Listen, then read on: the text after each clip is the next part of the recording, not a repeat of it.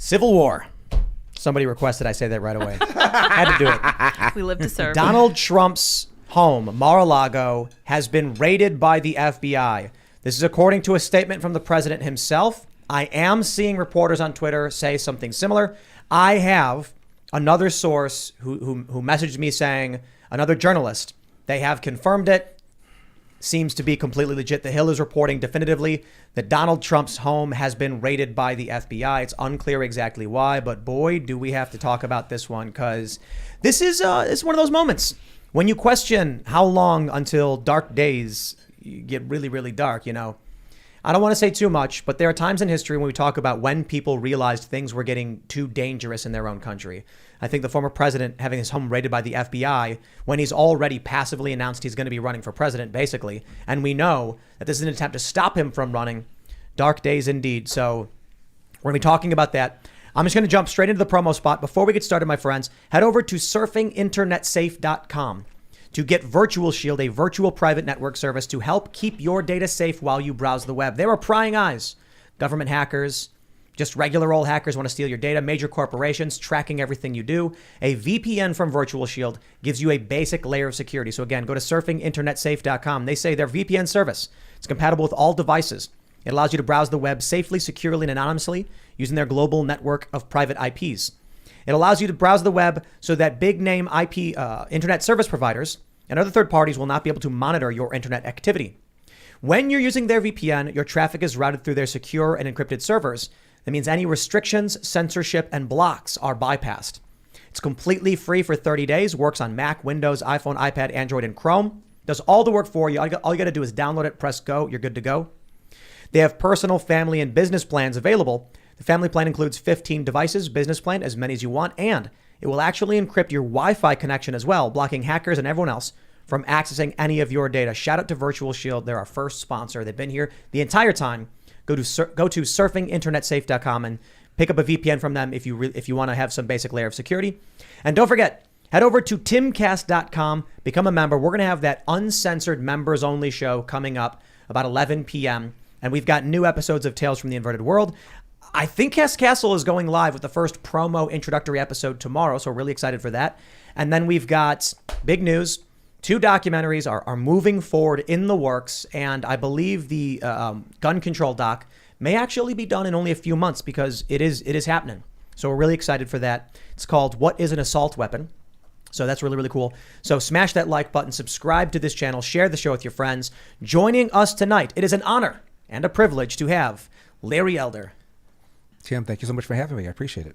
Would you like to introduce yourself to anyone who might not be familiar with your work? Ran for governor of California last year, got 3.5 million votes, got more votes than virtually all the other 45 replacement rivals combined. I've had a talk show for about 30 years with Salem. Now I'm with Epoch Times TV. Had a syndicated column for about since April of 1998. I missed 1 week. I was taking off for Christmas. You're allowed to take 2 weeks off. I took 1 week off 1 year. Outside of that, I've written a weekly column every single week since 1998, April, except for when I ran for governor. I've had about a half a dozen books, 2 of which were New York Times bestsellers. One was called The 10 Things You Can't Say in America, which came out in 2000. And my last book is about my father and me. We didn't talk for almost 10 years because I had an issue with him. We sat down for what I thought would be a 5 or 10 minute conversation, Tim.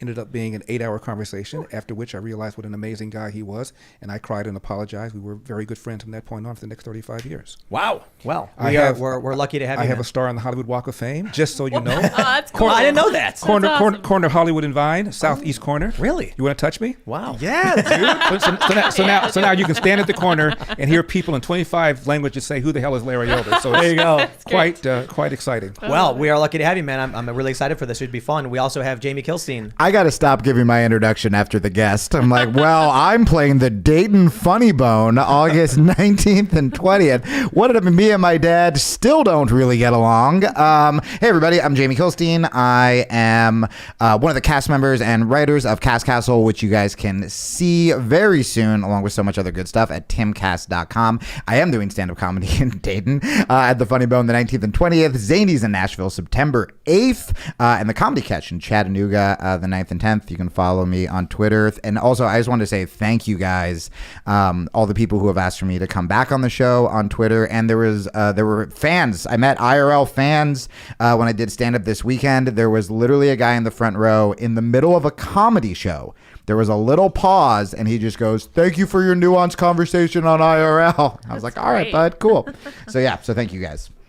Hey, everybody. Ian Crossland from iancrossland.net. Happy to be here. Larry, you said you also have an upcoming movie. I do. Uncle Tom, thank you for I forgot to mention that. The sequel is called Uncle Tom 2. Uncle Tom came out on Juneteenth in 2020. It cost about $500,000 to make. The rule of thumb is if you make 3 times your cost, you have a hit movie. It made 10 times its cost. Woo. Wow. Had a higher IMDb rating than any of the ones that were nominated that year for Best Documentary by the Academy Awards. Higher Rotten Tomatoes rating, and couldn't get arrested by the Academy, even though we had a consultant to try and get it at least considered for consideration for an Academy Award. The sequel comes out on August 26th. You can pre-order it on UncleTom.com, and you can see Uncle Tom 1 for free, also on UncleTom.com. Absolutely excellent, by the way. Yeah, I'm looking forward to talking about Uncle documentary. Tom 2 later in the show. So thank you. They got to put Thank you for superheroes. reminding me, Ian. I appreciate it. Yeah. You didn't have to do that. But I love you, man. Yeah, Thank man. you. Lydia's back. I am back. Hey. Yes. Hold your applause, please. My hand is in fact broken. If you can see it, I'm gonna keep it to the chase. But I think it's a prop for sympathy. that's true. Hold your applause because Lydia can't clap. Yeah, It I know, hurts it's true, very exactly. much. I cannot clap. Anyway, let's get into the news. I'm excited for tonight. All right, here's the first story. Ladies and gentlemen, this is massive. From timcast.com, Donald Trump announces Mar-a-Lago was raided by the FBI. The DOJ is currently investigating January 6th and alleged efforts to overturn the 2022 election. I know that timcast.com is officially NewsGuard certified, which is huge. It's good news, right? We'll talk about that later. But I also want to make sure we're just clear. The Hill is reporting definitively the FBI raids Trump's Mar-a-Lago. So while many outlets are saying Trump announces it's happened, there's at least the Hill saying it's definitive. I have another journalist who messaged me confirming through multiple sources, the FBI has raided Donald Trump's home. They say, or I should say, we say over at timcast.com. President Donald Trump announced the Federal Bureau of Investigation has raided his private real estate in Florida. Mar-a-Lago is, quote, currently under siege, raided and occupied by a large group of FBI agents, the former president said in a statement around 7 p.m. I mean, this is happening right when we're all excited. Larry's here. We're getting ready for the show. Lydia goes, the FBI is raiding Trump's house. And I was like, what? Yeah. It's like, I was okay, there's well, our this is starter. going to be crazy. They say the purpose of the search was not immediately clear. Trump noted that agents executing a search warrant even broke into his safe. The DOJ has accelerated its investigation into the January 6th attack on the Capitol and further examined Trump's actions to overturn the 2020 election results to reign in power, according to the Hill. So, civil war? What? I don't think so. I think that this has been planned for 100 years. I'm not talking about the raid on Trump. I'm talking about technocracy and the military. The military part of it came in the 40s and 50s with the opportunity after World War II to establish global dominance. But like the Federal Reserve, they really want to control the environment. This is just another stepping stone, as far as I'm concerned. I think it's a very scary development. I thought at first people who said if Donald Trump gets indicted or if he gets prosecuted for alleged insurrection, we would be having some sort of violence in the streets. I no longer feel this hyperbole. This is very scary. For the entirety of Trump's presidency, Hillary referred to the election of 2016 as having been stolen. She called Donald Trump illegitimate to the point where 67% of Democrats, according to a YouGov poll, believe that the Russians changed vote tallies in 2016 to get Donald Trump elected. Jay Johnson, the Department of Homeland Security Secretary, testified under oath. The Russians tried, but they failed to change a single vote tally in 2016. Yet a supermajority of Democrats believe that they did. 78% of Democrats believe the Russian interference changed the outcome of the election. And Jay Johnson testified, we don't know. We'd have to have a world where there was interference and one where there wasn't and compare the two. Since we can't do that, we just don't know. But 78% of Democrats, according to a Gallup poll, believe the Russian interference changed the outcome of the election. In other words, a greater percentage of Democrats believe 2016 was stolen. The Republicans feel the same thing about 2020. Hillary joined a lawsuit, Jill Stein, to overturn the Wisconsin election and filed a separate motion to have the recount done by hand. Nobody calls her a purveyor of the big lie. Her social media platforms have not been shut down, even though she said, as I said, for 4 years, Donald Trump is an illegitimately elected president.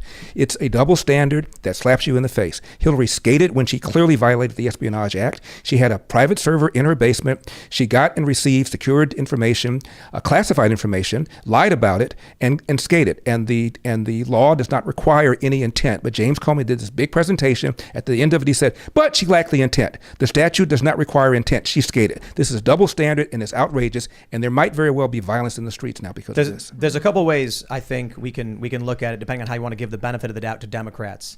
Donald Trump was very passively looking into the Ukraine dealings of the Biden family.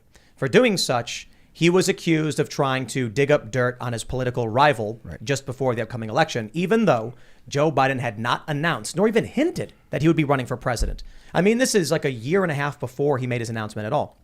They impeached Donald Trump for this. Right. We do have evidence of potential malfeasance. I should say Joe Biden did a quid pro quo with the president of Ukraine, fire the prosecutor, or you're not getting the $1 billion loan guarantee.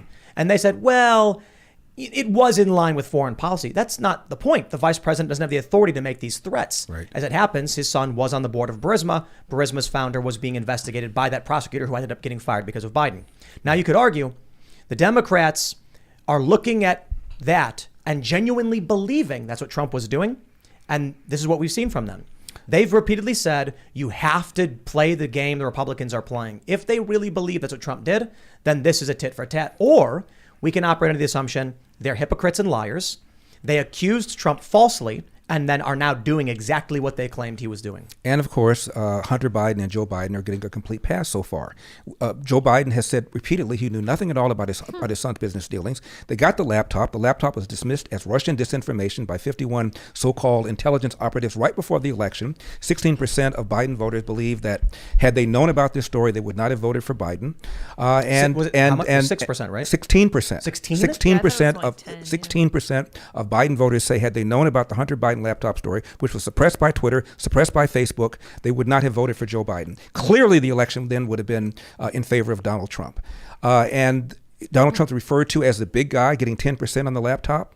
And Joe Biden, Hunter Biden's complaining that his dad gets half of all. You mean Hunter Biden? Hunter Biden referred to his father as Right. the big guy, Right. and the big guy gets 10%. And they've done this again. And if you watch CNN, you watch MSNB, what I call MSNB hee-haw, it's like this story doesn't even exist. But on Sunday, even Brian Stelter of CNN, their media guy, even he said this is not just a right-wing story. It is something that's very serious and could jeopardize Biden's presidency. I want to read the statement from Donald Trump here for you guys.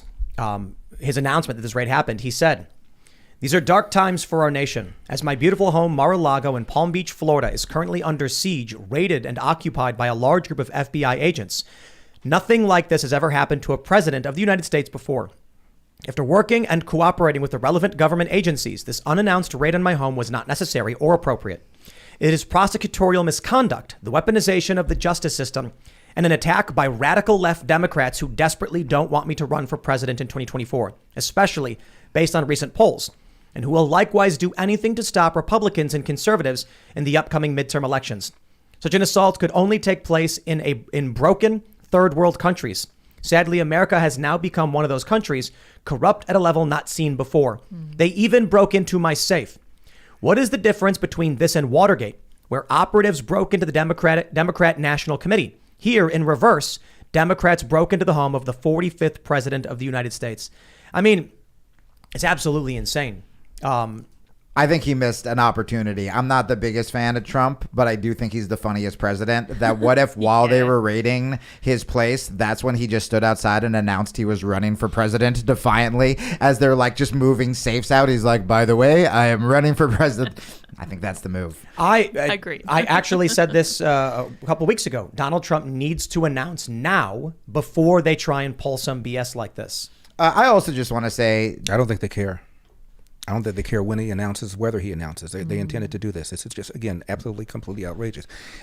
Steve Bannon was just prosecuted for refusing a subpoena by the January 6th committee, found guilty.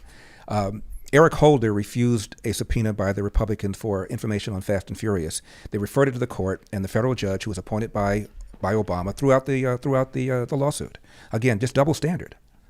Yeah, Bannon was charged of a misdemeanor. That was a misdemeanor. What did he count? Found It was. guilty I think it of. was 2 misdemeanors because of what, like 2 requests or something. Yeah. I just wanted to also say, no violence in the street, you guys. Like No. because we talk about, Yeah, that would be the worst possible thing. Well, because yeah, it's going to hurt. of course Trump it would be. supporters. yes, 100%, and it's also Because it's bad. Violence is wrong. No, but also like we talk about the both sides stuff, right? We talk about the both sides stuff with this, where it's we wouldn't have wanted Obama to be raided, right? So we don't want Trump to be raided. And it's the same thing with violence in the street. For everyone who rightfully condemned violence in the street when it was the left, it's like we don't want to do that. However, I think people on the left as well, when something unconstitutional happens, when something shady happens, when people need to be held accountable, still make your voices heard. The media should still cover this responsibly. But yeah, we don't need to, no pitchforks yet. Well, people on the left, because Donald Trump got elected in November of 2016, there was violence in over 4 days in 40 different cities. A number of people were arrested. And when Donald Trump was inaugurated in January of 2017, 200 people were arrested in Washington, D.C. protesting the inaugural. So the idea that Donald Trump supporters are more violent than Hillary supporters is just BS. No, and that's what's so frustrating is I wish that people, and I say this every time I'm on the show, would have principles and not parties. And that means if your side is doing the thing that you criticize the other side for, not only should you call it out, you should be more upset. But that describes the right.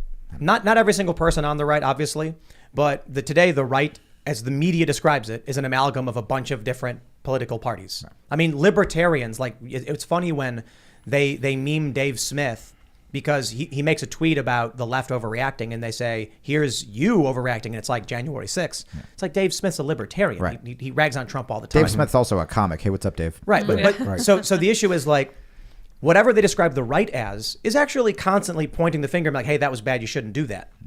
Whatever the left is completely oblivious or just outright does not care. And when you call them out, they call it whataboutism. I hear that all the time. It's called whataboutism. Benny Thompson is the chair of the January 6th committee. January 2005, after George W. Bush gets reelected, he joins 88 other Democrats to overturn the election, claiming that there was voter manipulation in the Diebold voting machine in Ohio. And it wasn't successful, but he did not want those electors to be seated. Nobody called him threatening the integrity of our democracy. And Democrats tried to challenge electors in 2000. Al Gore to this day believes the Supreme Court put George W. Bush in the White House. Maxine Waters and others challenged 2004, along with Benny Thompson. And more states were challenged by the Democrats in 2016 in January than Donald Trump challenged in 2020 in January. But here's the issue. You've got a cult and everybody else. And I feel like we can say that stuff all the time. We can make the memes and post the videos. Maybe it will, wake a lot of people up, but there is still a massive base of people that don't know, don't care. And even if you tell them that, they're going to say, so what? I know. They're driven by tribalism. And that's the problem, right? I think a lot of people on the left and on the right, they don't even realize the scope of the bubble they're in. They don't know about the algorithms. They don't know about fact checking. They don't know. They just see what the algorithm gives them. And it's usually people, this is what happened to me. It's usually just people who agree with them. And then I hear someone like Larry talking about even things about student debt and Black Lives Matter before the show that literally I didn't know. Now, it's not necessarily the average person's fault. This is our job, right? But it's not the average person's fault for not knowing.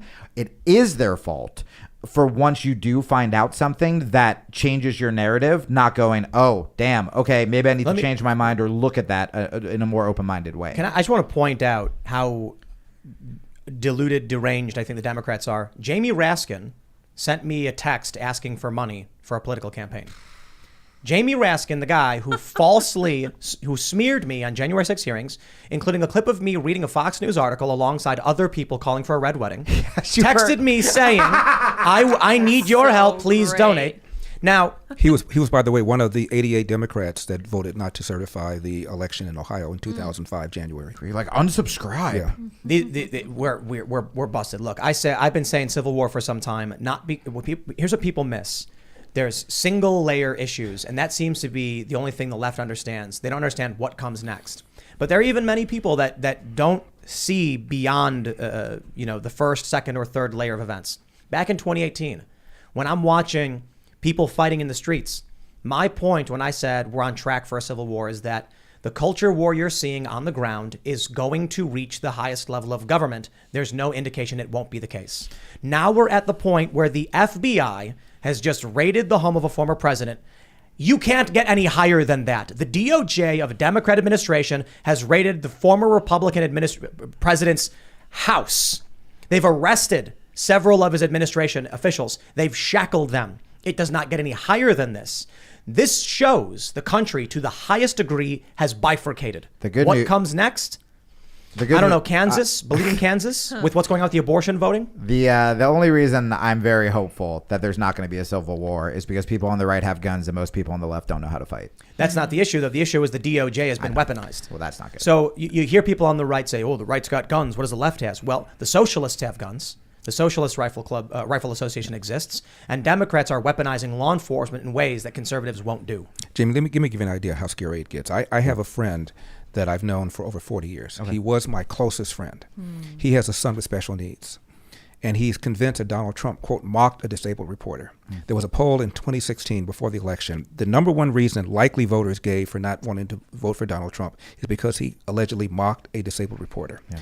The story was because Donald Trump said there were people who were cheering the fall of the Twin Towers. And to be sure, there was a reporter who wrote a story about that. When the people asked the reporter about the story, he backed away from it. Yeah. And Donald Trump mocked him backing away from it, began shaking like this. I don't remember, I don't know. So more like mocking him in like a cowardly backpedaling There's way. A website called Catholics for Trump. And there are several videos where Donald Trump has used that gesture to mock himself, to mock an able-bodied person. And furthermore, the reporter in question, his name is Serge Kovaleski, doesn't go like this. Right. He has an atrophied, he has some sort of disease. He has an atrophied arm, but he doesn't shake like this. He speaks very calmly and very evenly. So he wasn't even doing an impression of him. And I sent my friend a 3-page letter, Jamie, with a link to Catholics for Trump to show him that he's wrong. Yeah. And my friend, by the way, had a perfect score in his SAT. Yeah. Close to a perfect score on his LSAT. He's brilliant. And it didn't matter. And I had an epiphany. I found out that people who hate Donald Trump did not want to unhate him. It had nothing to do with intelligence. It was all emotion.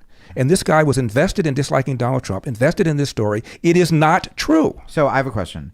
You are... And we ended our friendship. He ended it. So what I was going to say, what I Crazy. What I respect you for that interaction is you reached out, right? And you 3-page tried, letter. And you write the 3-page letter. Mm-hmm. So I guess my question is, I've known you for a half an hour, or however long. Seems longer. Yeah. Seems a lot longer. Fake news, everybody. I've been pitching them bits.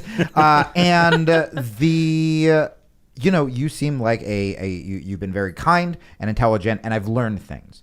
My question is then, how does someone, and this is like an honest question, is how would you, if we're trying to avoid civil war, which seems like, I don't know, a priority, how do you, especially as like a public figure, kind of try to not turn into that same tribalized left? How can you, or is it even your responsibility, try to get your fans to reach out? Right. But he's not. I mean, quite literally, if his whole point is that he reads the facts to figure out what's true, right, and someone else doesn't, you don't need to avoid doing it. You're just not doing it. No, but what I'm saying is, like, do people like us, and I'm even counting myself being on this show, do we sort of need to go above and beyond to, instead of just attacking, try to get the other side to see the facts in a compassionate way, like you attempted with your friend, and then it's on your friend that he didn't respond. The problem is one side, and I'm generalizing obviously, one side, the left, believes the right is not just wrong, that they're bad people, if not evil. We believe, or at least I believe, people on the left are ill-informed and need to be better educated. But I don't dismiss them as evil, bad people. I have a recent friend, left is all get out, name is Jackie. Yeah. And Jackie hates Donald Trump and believes Donald Trump engaged in an insurrection, a coup. So I sent her an article written by Alan Dershowitz, who is a left-wing professor, voted twice for Obama, but been very fair and very even on this issue. I do not. And he talked about the 9/11 committee, how unfair it was, how one-sided it was, that Donald Trump in his speech said, I want you to patriotically and peacefully go over and make your voices heard. On and on. Very, very well argued. I sent it to her, texted to her. Yeah. She texts back right away and says, this is garbage. And I wrote back and I said, you could not have possibly read it in that time that you text back to me. So she refused to even read the information. What do you want me to do? Open a window and just start yelling out of the window? Liberals are very fast readers. This is where I want to push back. I think this is a mistake that the right often makes. The saying is, the right thinks the left is ill-informed, the left thinks the right is evil. In fact, I think the left is the example of the banality of evil. And it doesn't matter if it's left or right, any kind of historical context. Let's just call it blue and red or A and B. Right. Whatever it is, when you've got libertarians, post-liberal, disaffected liberal, conservative, Republican, whatever, on one side, disparate ideologies, people disagree, having a conversation, and then you have people who are driven by emotion, won't even bother to read the facts. You're dealing with a cult. You are dealing with the banality of evil. They are engaging in evil actions to evil ends for no specific reason. They don't need to have intent. If a person is, look, if a person grabs a weapon and thinks they're a good guy, and actually I'll tell you a story right now. There's a viral story where a guy murdered his neighbors because he said they were using telepathy to mind control him. Yeah, he's crazy. He committed an evil act, but his intent was skewed by nonsense. That doesn't change the fact that what he did was evil. So I'm not going to call them ill-informed. I'm going to say they're engaged in outright evil. Okay. Well, I do want to. That's fair enough. My mother was a lifelong Democrat. My brother, my best friend, was a lifelong Democrat. I never considered them to be evil. I considered them to be ill-informed. And I worked on them, and I got them to vote for George W. Bush twice. My mother voted for Ronald Reagan. They wouldn't change their party because that was emotion, but I was able to reason with them. So I don't dismiss all of them. But you're quite right. You take up somebody like Jeff Zucker, the former head of CNN. He's on tape. Project Veritas has people on tape at CNN, producers, saying that in our 9 o'clock meeting every morning with Jeff Zucker hates Donald Trump, has a vendetta against Donald Trump, and he wants us to do anti-Trump stories to the exclusion of other news. That's evil. That's villain. Right. That's villainy. Well, and to your point about your family, I feel like my job here today is to stop a civil war instead of promote my gigs. To your point, I'm really glad you brought up your family, because what I was going to say, and I'm not disagreeing with you guys a ton, but I want to say that Twitter liberals, Antifa liberals, media liberals are far different than, and same with conservatives, than the people I meet at jiu-jitsu, who we're all hanging out. We don't care about political parties. Maybe people on the left are like, yeah, I'm liberal because I don't care if gay people marry and I'm against the war. And that's kind of all they know. They're not on Twitter. They're not trying to stir stuff up. They barely know about January 6th, nor do they care about it. I had a meeting with a friend in New York, and when I tried explaining to him that Democrats tried to legalize abortion up to the point of birth, he said that's impossible. That can't be true. And I said, you are actively speaking out, this person with a high-profile platform, in defense of their bill without having read it, because you can't believe that I would be right at all, even though you didn't read it.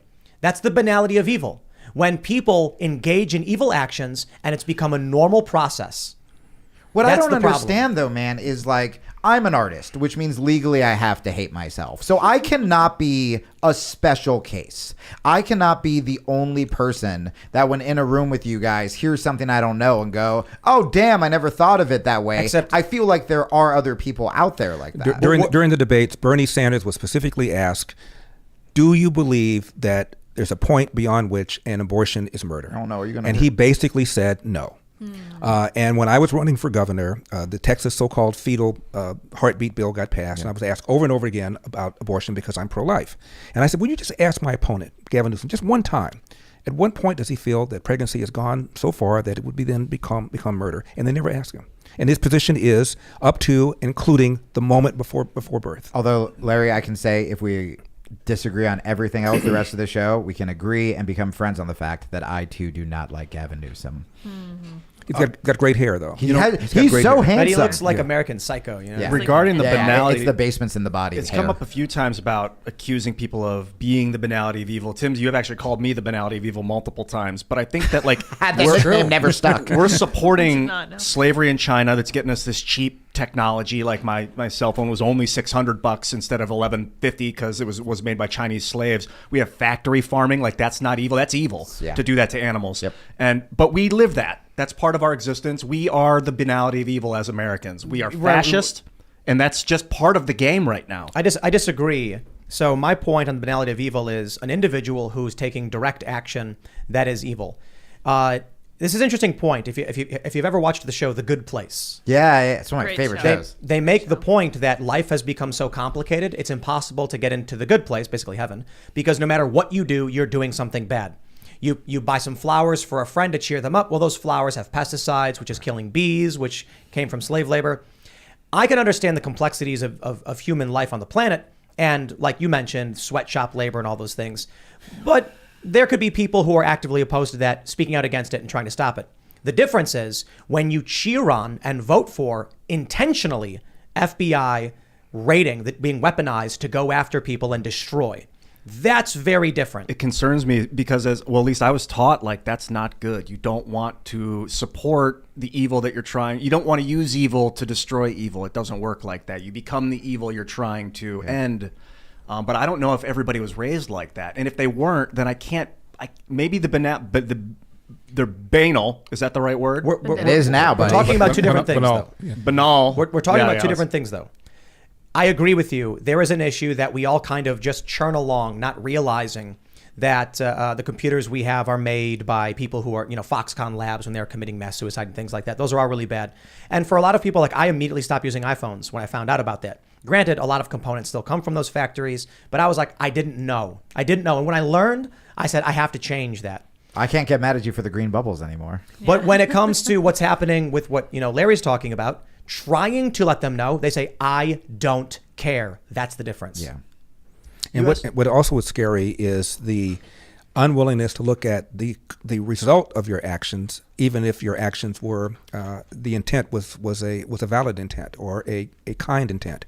The 800-pound elephant in the room in this country is the large number of kids who enter the world without a father married to the mother. In 1965, 25% of black kids entered the world without a father married to the mother. And forget about elder. Barack Obama once said, a kid raised without a dad is 5 times more likely to commit to be poor and commit crime, 9 times more likely to drop out of school, and 20 times more likely to end up in prison.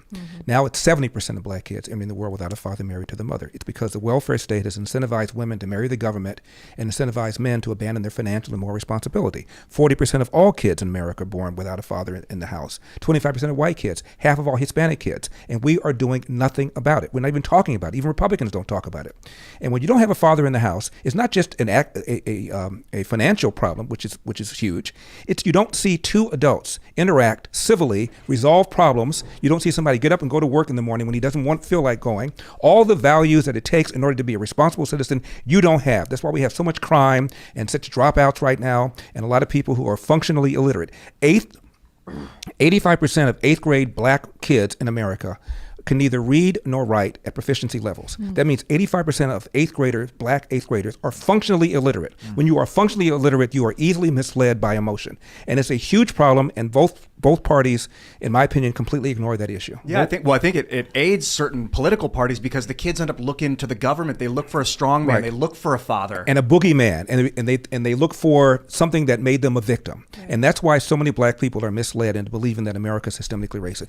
It is not. I was talking to some local school professionals, and one of the things that I was talking about with some people there was people don't know what to do with their lives. People want to work hard, but let's say this. Let's say right now you lost your job and you're like, you know what I really love doing? I really love making birdhouses. How do I start a company that makes birdhouses? I don't know step one. The funny thing is we look at video games like World of Warcraft, so popular. It's gamified, this dopamine release where you accomplish goals, but it's fake. The difference I was talking about, why is it that people will sit there playing a video game where they get the forest leather boots of agility, but they won't just go and actually level themselves up. Right. The thing is, No forest boots. That's why. no, it's because in the real world, there is no quest giver who says, if you do 10 push-ups, you will then see +1 strength. There's no leadership, and it's in line with what you're saying about fathers. Yeah. When you have someone who says, here is your quest, and they accomplish their quest, they get a dopamine hit. It feels good. In a video game, they tell you what to do, you do it, it works. You've accomplished your goal. Yeah. This is what we're missing from in real life. We're starting to lose in real life, as you were mentioning with dads. And the irony, the information to build a birdhouse and to start a business has never been more accessible. All you have to do is go online. Right. Never has information been more easily obtained and cheaply obtained than it is right now.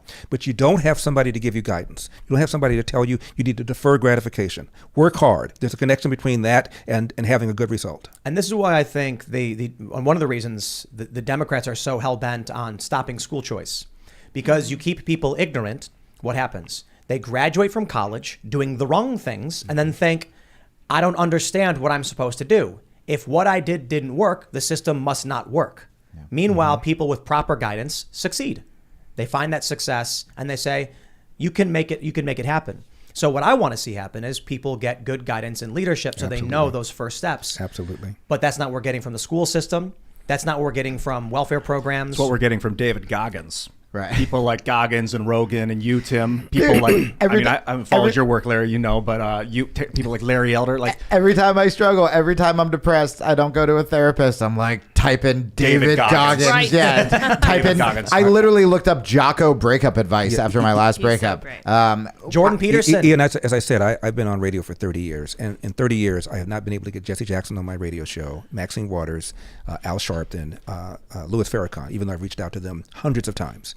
The one so-called black leader, a term I don't particularly like, who came on my show is a guy named Kawesi Mfume. He's a congressman from Maryland. At the time, he was a president of the NAACP. He was a congressman both before and after becoming president of the NAACP. And my first question was, Mr. Mfume, as between the presence of white racism or the absence of black fathers, which poses the bigger problem to the black community? Without missing a beat, Ian, he said the absence of black fathers. Wow. Again, far and away the biggest problem. And Barack Obama's first book was all about the angst over not having a dad in his house, Dreams from My Father. Al Sharpton had a nice middle-class life until his father ran away with another woman. Into the hood he went.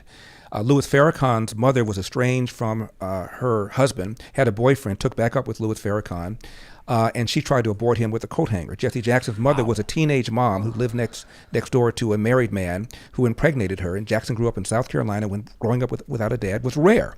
And he was teased, Jesse ain't got no daddy, Jesse ain't got no daddy. The reason I'm mentioning this is these are arguably the four most prominent so-called black leaders, all of whom either had no relationship with their dads or a poor relationship with one, and they never talk about it. Obama every now and then says something, but by and large, they never talk about it. They talk about racism, when it's never been less significant in America. You mentioned early in the show your dad, and that you had, a 10-year period, maybe a falling out. Right. But prior to that, how was it for you growing up with your dad? Well, my father was grouchy and angry, and he spanked us a lot. My two brothers with belts, and I thought it was excessive. And I intensely disliked the man. And fortunately, when I'm a little kid, 10 years old, he starts a little cafe, and I have to work for the SOB.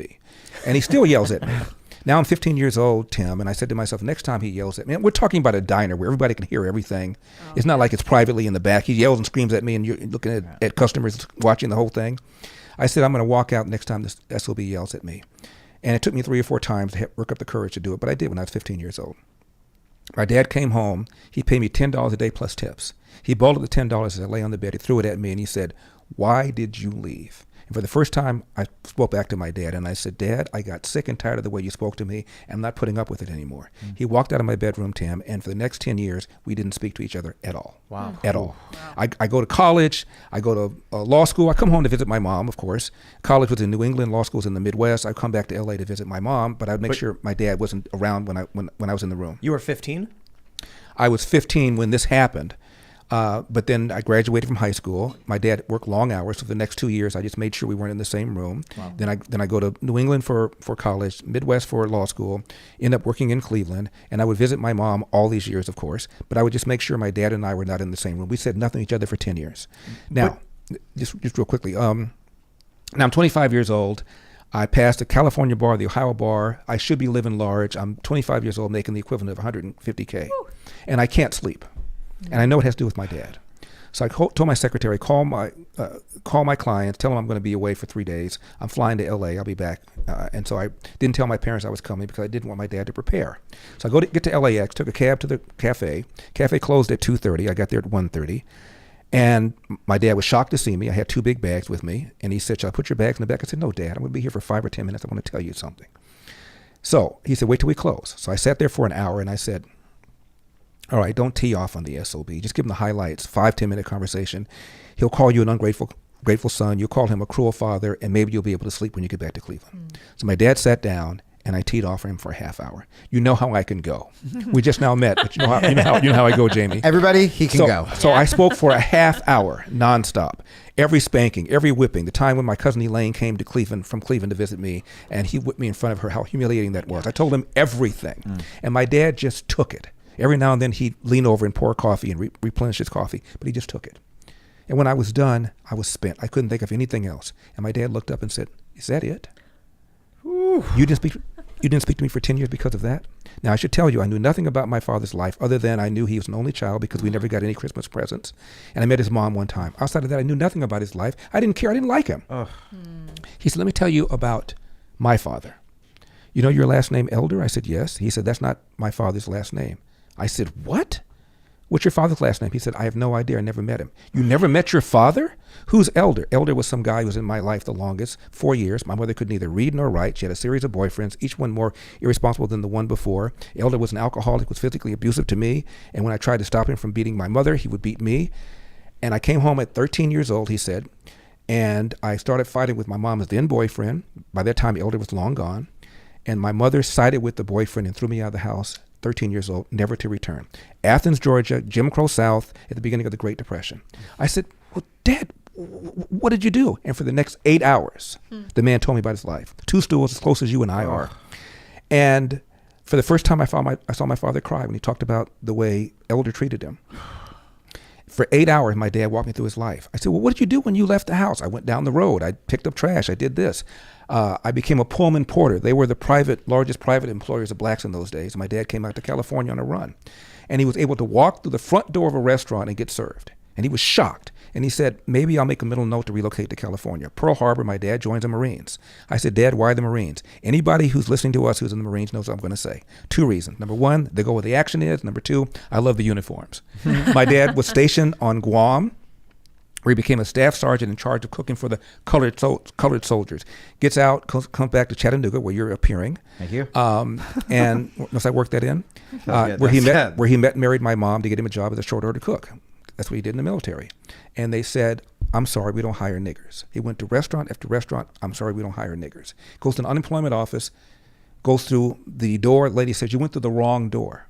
I said, "Colored only." My dad goes to that door to the very same lady who sent him out. My dad told my mom, "This is BS. I'm going to LA, where I was before the war. I'm going to get a job as a cook. I'll send for you."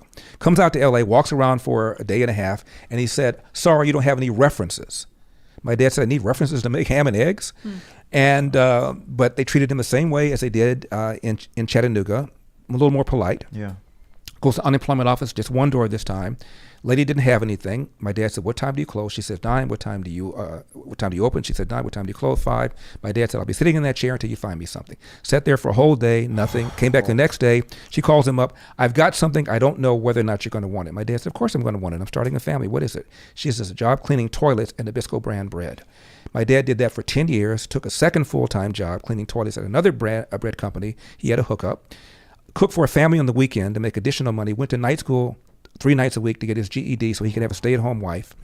The man never slept, which is why he was so grouchy. And my dad then said, "You know, and the other time I was married, you were married before Mom?" I thought he was going to say 6 months, 3 months. 7 years. Wow. What happened? She cheated on me. She couldn't have any kids. And then the other time I was married, you were married twice before Mom? I was 18 years old. I married a girl 18. Her parents found out I was an 8th grade dropout, marched her down to the courthouse, annulled the marriage. So you were married 3 times? Why would you get married after that happened to you? And he looked at me like I had 8 heads. He said, "Because, Larry, I wanted you." So 8 hours, my dad gets bigger and bigger and bigger, Tim. Elder gets smaller and smaller and smaller. Now I'm crying. And I said, "Dad, please forgive me for judging you so harshly." My dad said, "Don't worry about it. Just follow the advice I've always given you and your brothers. I get cited in my sleep. Hard work wins. You get out of life what you put into it. Larry, you cannot control the outcome, but you are 100% in control of the effort. And before you moan, groan about what somebody did to you or said to you, go to the nearest mirror, look at it, and ask yourself, what could I have done to change the outcome? And finally, he said, no matter how good you are, how hard you work, bad things are going to happen to you. How you address those bad things will tell your mother and me if we raised a man. From that point on, next 35 years, my dad and I were the best of friends. Wow. I wrote a book about this called Dear Father, Dear Son, 2 Lives, 8 Hours, about the conversation. The reason it's titled that, and I flew back to Cleveland, my dad wrote me a letter. He never wrote me a letter in his life. And it started out, dear son. He never called me dear son. He never called me son. I wrote back and I called him father. I never called him father. And my dad and I became the best of friends from that point on. But if anybody had a right to hate America, to believe America was systemically racist, it's my dad. And he never believed that. My dad was a Republican. And my dad always said this about the Democratic Party, and then I'll shut up. Democrats want to give you something for nothing. When you try and get something for nothing, you almost always end up getting nothing for something. Larry, will you be my dad? Well, let me ask you then, based on what your dad was saying, you mentioned Jim Crow South. Your father, they wouldn't give him work, outright slurring at him. Why don't you? First, I guess the question is, what do you think systemic racism is? And then why would you say there isn't any? Well, systemic racism means top-down stuff, the way it used to be during Jim Crow. I'd ask you to give me the example of a corporation, Fortune 500 corporation, an institution, college, media, military, where there's top-down racism. You can't come up with it. The media is relentlessly left-wing. Academia, same thing. The military is quite diverse.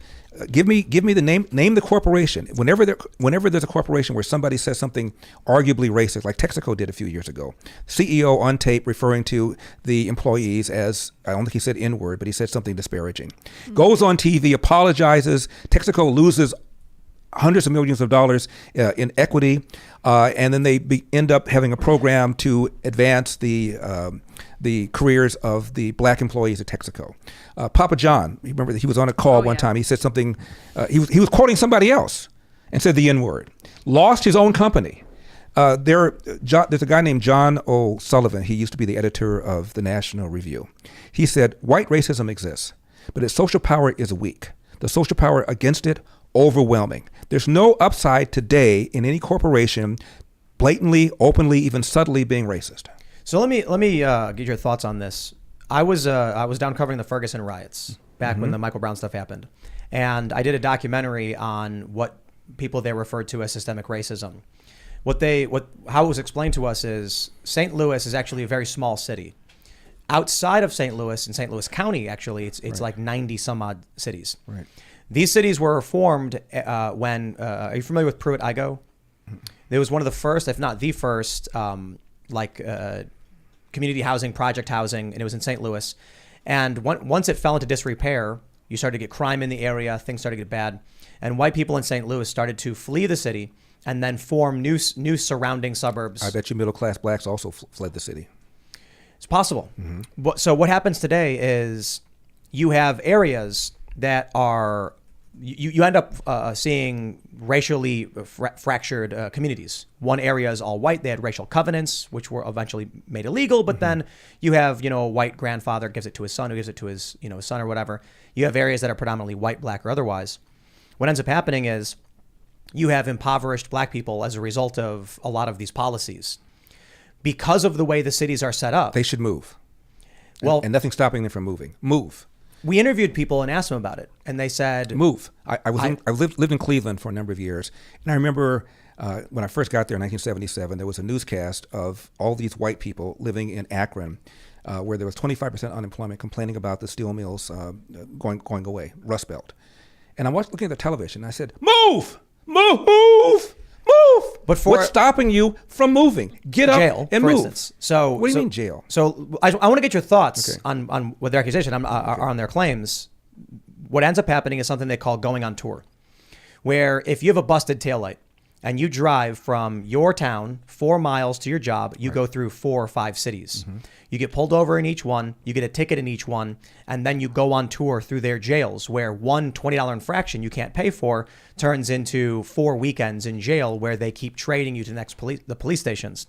So This is what they refer to as remnants of racial covenants, which created multiple jurisdictions, which have a negative impact on people today. Okay. We did ask people, why don't you move the area?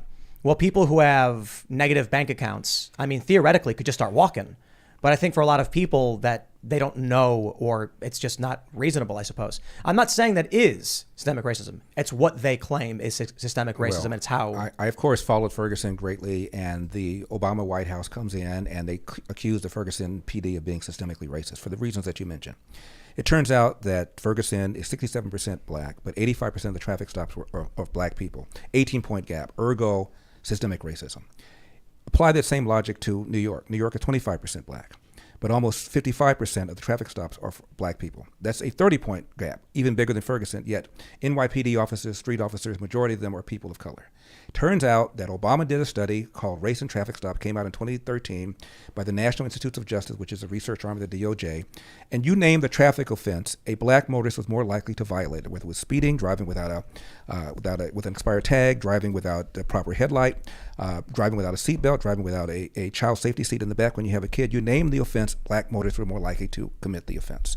Stop committing crimes. If your tail light is busted, fix it. Don't expect people to give you some slack just because you're black. Fix it. Take responsibility. The response we got was that if you have to choose between paying for gas or registering your plate or whatever, people are going to choose probably to pay for the gas to move the car, knowing that they're going to get, they run the risk. The issue is the structure of the jurisdictions turning one infraction into 4, which then results in you get a ticket you can't pay. It's $50. You say, well, I couldn't pay for the $20 registration. I can't pay for the $50 fine. So the police come and they say, you're going to spend a weekend in jail then.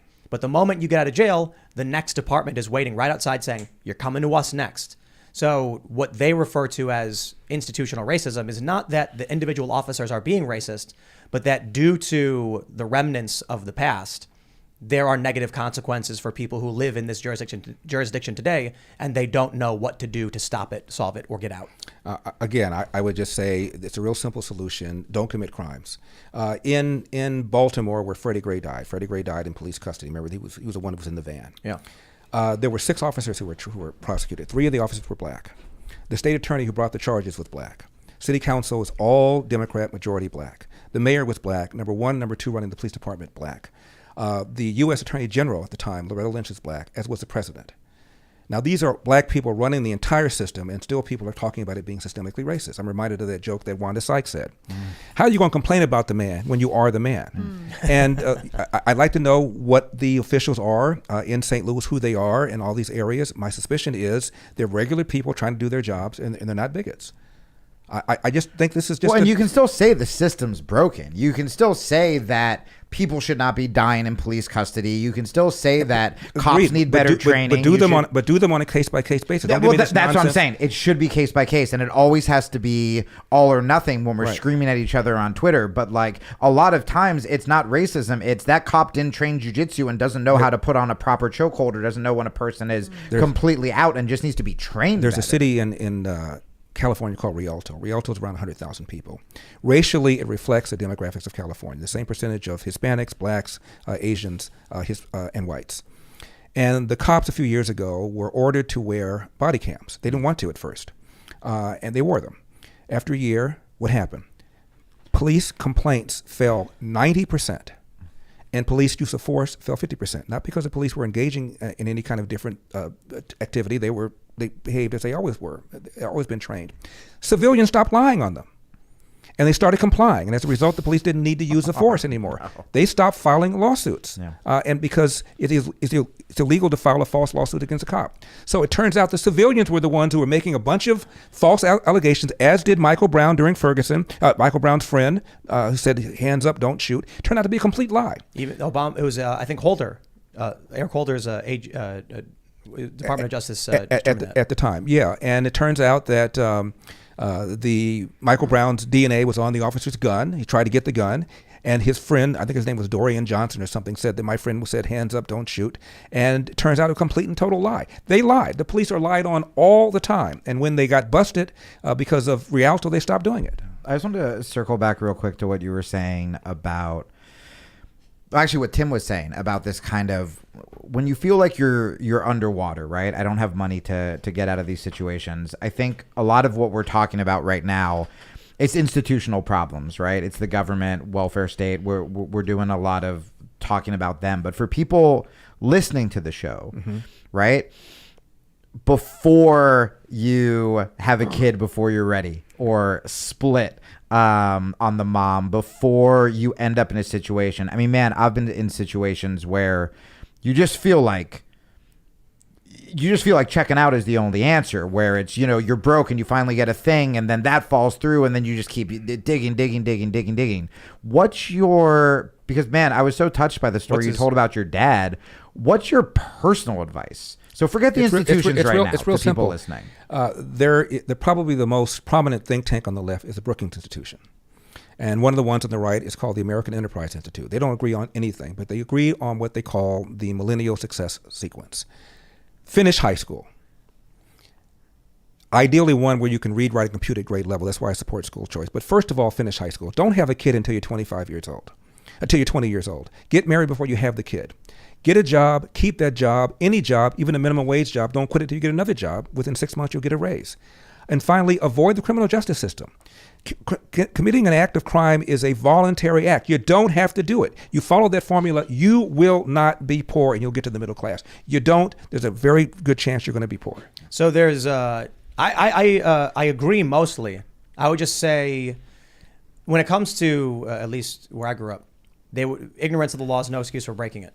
So I, as well as many other people, have found ourselves unwittingly having committed a crime, not realizing it was because it was seemingly innocuous. Like when you get a ticket when you're driving in Illinois, you can keep driving. It's no problem. You got a ticket. It's like, so you drive, they take your ID, you keep the ticket. When you get pulled over, you show them the ticket. They say, okay, you pay it off. They send you your ID back. What I didn't know, because they don't tell you this in driver's ed or anything, is that if you get 2 moving violations under the age of 21, they suspend your license. So sure enough, I got a Class A misdemeanor, which was a threat of a year in jail and like a $2,500 fine. It wasn't just something I could avoid. I didn't even know it was happening. So that took away my ability to drive for like 2 years, because not only was my license suspended, then I got caught driving on a suspended license, which I didn't even know was suspended. And you couldn't blame systemic racism. Well, No, he not. did. My point is simply, though, I feel like the system is a simple way to put it is, it might be easy to say avoid the law, but for a lot of people, the system is just busted. Yeah, well, and same with these ways, right? I was just gonna say same with sex education. So much sex education is not the best in this country, and I feel like, especially for if you're pro-life, you should want the best sex education possible so that people don't even get into a situation where they would even want an abortion. So maybe a lot of it does start with education when it comes to the law, when it comes to learning a trade, when it comes to sex education. I think, But Tim, it's hard to go to jail. They don't want you to go to jail, especially when you're young. They have all sorts of programs, juvenile programs, diversionary programs. It is hard to go to jail. You've got to commit a crime to go to jail. You've got to hurt somebody to go to jail. It's hard to go to jail. They don't want to put you there. Gavin Newsom released 8,000 convicted felons, some of whom were violent felons because of COVID. They don't want you there. The idea that somebody is hiding behind a tree with a net looking to snare black people is just a lie. for sure. But and again, I think we're outside of racism at this point. Just talking about, I paths to success. Right. I would agree for the most part with you. I think the issue of crime is not even about jail. It was about I wasn't able to drive for 2 years on. After this point, it's like that'll make it harder to get a job. I couldn't do anything. Yeah. I was like, okay, I guess I'll go live in the city where I don't need to drive. I had no choice. You're still in America. Absolutely. You're still in America, Absolutely. where people in Cuba are braving shark-infested waters to get here, where people from Haiti are trying to get here, Central America, Mexico. They would love to trade places with us as we sit here and bitch and moan about relatively minor things. Now, I agree with you on that. My attitude on all this stuff is when you tell people to move, like that's actually what I did. So I did that too. $200 in my pocket, and I found a ride share to California, and I was like, I'll sleep on the beach. I don't care. I'm not going to stay in a bad situation. Right. And so my attitude actually is very much in line with that. You pick up your cards and play them to the best of your ability. That is your duty. That is your moral obligation. I thought it was interesting how you talked about not knowing the law about the tail lights or suspended license getting like it's systemic ignorance maybe of the law. But what it makes me think of when I think of systemic racism is that 200 years ago, all these black people from Africa were slaves, and they were intentionally not educated. They were intentionally not taught to read and write. Then they were eventually let out or whatever. Slavery ended. They had kids. They didn't know how to read and write. They didn't know how to teach their kids. The kids didn't know how to read and write. Then they had kids. And for the most part, education is passed down generation through the family. Without that, we have a systemic ignorance problem. But they call it racism just because they happen to have been from Africa, those slaves. They could have been like Italian, you know, they just weren't at that time. But maybe there was a reason that their skin color was dark. I just don't think it's a skin color issue. I think that's a good point. I think the implication today is, you know, often what I talk to people about is the policies of racism have like been made illegal. And you actually can there are people who make money suing whenever they perceive it. Like right now you've got these selected videos where a Muppet person won't hug a black kid, but they don't show you the videos where the Muppet people don't hug the white kids either and things like that. They're just very bad Muppets, you guys. Or whatever you call them. I don't know if they're Muppets. It's just like the mascots it's Rosita, and it took place at Sesame Place in Philadelphia. And there's video showing Rosita high-fiving white kids, ignoring black kids. And when somebody made the video, put it on web, it went viral. And a bunch of other people who went to Sesame Place over the years found videos where this thing was happening. So maybe something is going on there. But my problem is this. There's $25 million class action lawsuit been filed. Jesse Jackson writes a letter to Sesame Place, accuses them of engaging in systemic racism. The family that filed the lawsuit is from Baltimore. Philadelphia has had black mayors. The police chief is a black female. The superintendent of school is a black person. The family from Baltimore files a lawsuit, as I mentioned. There are 13 public high schools in Baltimore where 0% of the kids can do math at grade level. 0%, 13 high schools. Another half a dozen where 1% can. That's half of all the high schools in Baltimore where the kids in the inner city are either 0 proficient in math or only 1% are proficient. Jesse Jackson said nothing about that. He said nothing about the fact that Philadelphia, where Sesame Place is on track to register the highest number of murders in the city's history. Most of them are black. Jackson says nothing about that, but he goes ballistic over some 4-year-old kid not being high-fived by Rosita. It's ridiculous. And whether or not this kid responds to this in a sensible way depends entirely upon the parent to put it in perspective. Where's Jackson on all these other things? Nowhere. Do you think that leads to more people taking actual racism less seriously? So, absolutely it does. Because it trivializes the whole word racism. Well, and that's what I was wondering. And that's been one of the things that has gotten me so just over so much of the left. It's that if you start conflating a sexist joke with sexual assault, if you start conflating the Muppet thing with, you know, actual hate crimes, then you're getting all of these people that are just gonna suddenly they hear the word racism and they go, oh, what, like that stupid Muppet thing, and you're essentially you're taking away any meaning from it, because I don't think you're saying that racism isn't real, but the problem is if we're talking about these fake stories, then we can't actually come up with solutions about what to do with real racism. And I thought about our friend Bill Ottman, who did the Minds Convention that we all performed at, and he actually had, because you were talking about a lot of black intellectuals not going on your show, but he had Coleman Hughes on a panel with Cornel West, and it was awesome because they were respectful to each other and they were both looking for solutions. And I think it is so cowardly of Democratic black intellectuals not to go on your show, because it shouldn't be about we're just going to shout talking points at each other. If you care about racism, you want all voices from all political sides to be like, hey man, there's a problem, what do we do to fix it? But let me just say, as you mentioned, you've got murder, you've got homicide, but what are these lawyers going for? Perceived slights at a wealthy theme park or something. Maybe it's just for the lawsuits. Well, not wealthy. We were poor and couldn't afford Disney World. Jamie, I did C-SPAN yesterday for 2 hours. And a guy calls up, black guy, and he says, you know, I watch a lot of black talk show hosts, and I never see you on any of them. Yeah. I never see you on Roland Martin's show, he said. I never see you on any of the other shows. And I said, well, I debated Roland Martin before the election. I killed him. Sure. He has a radio show. He's never invited me on it. Charlemagne the God has a very popular show. Yeah, no, I know it. Reached out to him to have him come on my radio show. Didn't hear back. I was on a flight a few months ago with a guy named Bill Bellamy sat next to me. He's he's comedian. Comedian and actor. Grew up watching him. And we had a long conversation. And he said, you know, one of my friends is Charlemagne the God. Why don't you go on his show? And I said, can you set that up? He said, yeah, I can do that. We exchanged information. I never heard back. Yeah. Now, And we only do just show up, knock on the door, say, hey, interview me. Right. It doesn't work that And way. Charlemagne- You got to be invited. Yeah. Tim invited me on his show. I didn't just show up. That would have been Hi, awesome. Tim. though. Hi, Tim. That would have been Crash great. it. Yeah. Got Larry, 2 Larry, hours? Yeah. If you showed up randomly, knocked on the door, we'd roll out the red Yeah, that'd carpet. be badass. You'd be invited That out. would have been so funny. Joy Reid hasn't had me on his show. The View hasn't had me on. Invite me. I'm there. Yeah. I'm think easy to find. we have gotten to a point where everything is so tribalized that the idea of having a black conservative, people are just so used to, I scream my talking points at you, you scream your talking points at me, instead of like, hey man, no, if we all want the best for these struggling communities, then you need to hear a diversity of opinions. Absolutely. There's a magazine called Ebony. Ebony, for a time, was the most popular black magazine. Came out once a month. It still comes out. It doesn't have the same power it has right now. Owned by a different family. And every year they had a feature, Jamie, called the 100 Most Influential Black Americans. Yeah. And every year, excluded from that list were Clarence Thomas, Thomas Sowell, who is absolutely brilliant. He was once called by David Mamet, the playwright, America's greatest contemporary philosopher. Wow. Not included in Ebony. And Walter Williams, the first and only black person that I know of to be the chairman of an economics department of a non-historically black college. Well, they needed They room don't for even know Flavor who Flav. these people are. Yeah. I didn't know Thomas Sowell. I didn't. Yeah. And I knew Clarence Thomas is like the pube guy.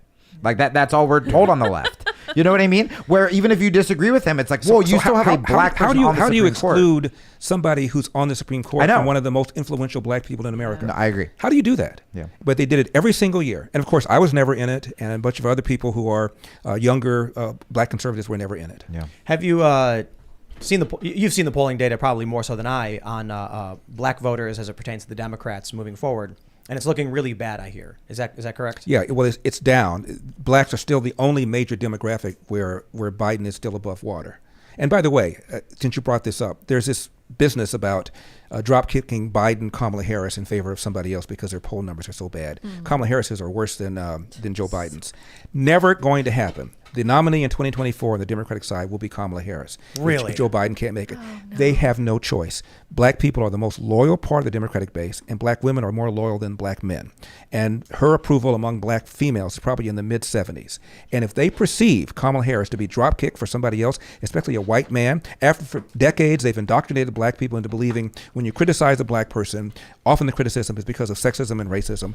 They cannot do that. They painted themselves into a corner. The only way Kamala Harris leaves is if she says, I want to leave. I'm not competent. I want somebody else to take my place. And she's not going to do that because she ran for president. But have you heard the theories that she'll take some prestigious offer at an NGO or something, or a big global Again, initiative? only if she says, okay, I want to leave voluntarily. But if she's perceived as being kicked out, black women will not vote Republican. They just won't vote. But so even outside of that, it's looking like the polling has gotten so bad. They say if Democrats lose, I think they need at least 80% of the black vote in order to win. Right. If the polling for them, if the polling for Republicans rises above 20% or something like that, like the Democrats lose outright, and it's looking like we're there. That's right, because the Democrats have lost the white vote since 1964. They rely on convincing black people that the issue is social justice, not crime, not schools, not breakdown of the family, but the fact that there's systemic racism. And Democrats have convinced black people that that's the number one problem facing America. But something weird is happening. The Democratic Party got whiter in the past couple of years and wealthier. Right. It's like they're abandoning that. They've always been. Yeah, There's a yeah. book called Who Really Cares by a guy named Arthur C. Brooks. Love He him. was a public policy professor at Syracuse. He wasn't even particularly conservative. And he found out nobody had ever done an extensive study on whether or not liberals or conservatives were more generous or less generous. So he did a study, and he found out, much to his surprise, that conservatives were far more generous with their time and with their money than liberals, contrary to what he thought. And it's for two reasons. First of all, conservatives are more religious than liberals. Liberals give just as much money as religious conservatives do, but there are just fewer of them. And secondly, most conservatives believe that welfare should be done people to people, church to church, organization to organization, not government. And they walk the walk and talk the talk. And so it's really interesting how a lot of black people perceive the Republicans to be only concerned about money when in fact they're more generous with their time and with their money than liberals are. What do you think is going to happen in the midterms or in 2024 with particularly with the black vote? Right. But I'm wondering if this precipitates just Well, I think Democrat Republicans are failure. spiking the football a little early on the midterms because inflation is getting a little bit better. The gas prices are getting a little bit better, and they're able to spend the jobs report, even though most of these jobs that were created the last month were part-time jobs. And the media is still in bed with Joe Biden. They can't stand Republicans. They deathly fear that Donald Trump will rear his ugly head in 2024. And so no matter what it is, they spin it in favor of Joe Biden. I mean, the guy doesn't even know where he is. And the Hunter Biden story has been suppressed still, and they're not connecting the dots. It's not about Hunter Biden's crack habit. I don't care about that. I care about whether or not Joe Biden is compromised. Agreed. And apparently he is.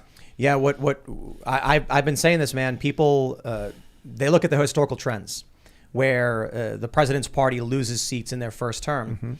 They're looking at the misery index saying Democrats are going to get crushed.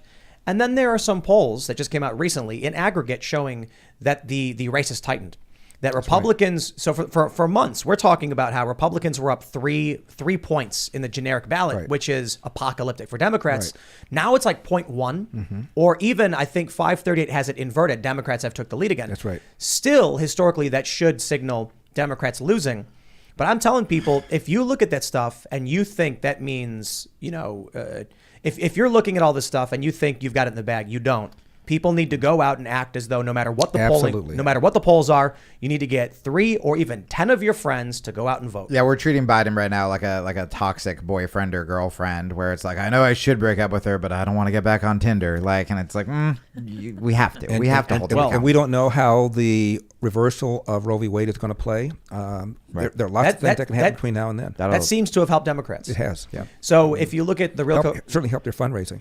absolutely, and if you look at Real Clear Politics, you can see that the gap just closed from Democrats to Republicans in aggregate. This is not one single poll. Yeah, and again, I don't even know if I'm a Democrat anymore, you guys. I've been calling myself a bleeding heart centrist, but I will say, for liberals listening, you want to hold your party accountable. You want to have the best Democratic Party that actually has values and morals and isn't just a bunch of corporate hacks. You want the best for your party. You don't want to just blindly support a president who's doing a terrible job, because that is bad for the future of the party. That's bad for you. But who are you talking to? I don't know, man. this There's is- another person out there like me somewhere listening.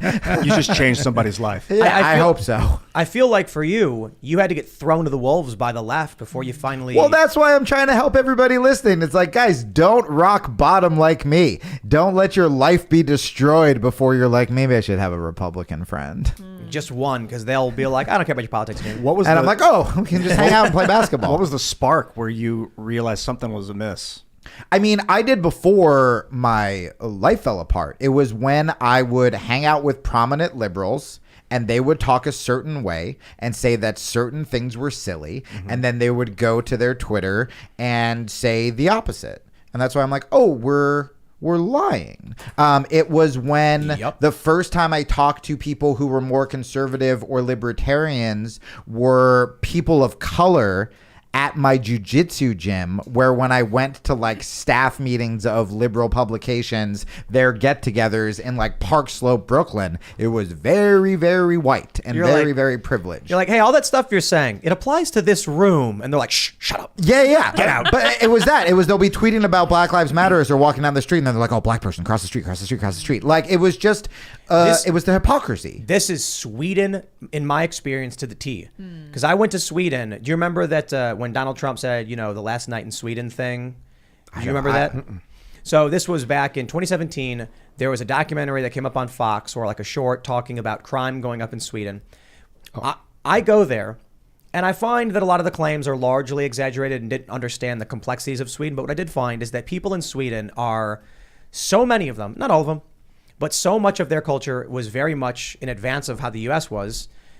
They are like they're Scandinavian white people talking about how not racist they are, and then trying everything in their power to keep black people away from them because they were just they wanted people to think they weren't racist, but they were really racist. But I should also say maybe that's actually wrong. Maybe I should say culturist, because they didn't like people who didn't speak their language. They didn't like people who didn't look like them.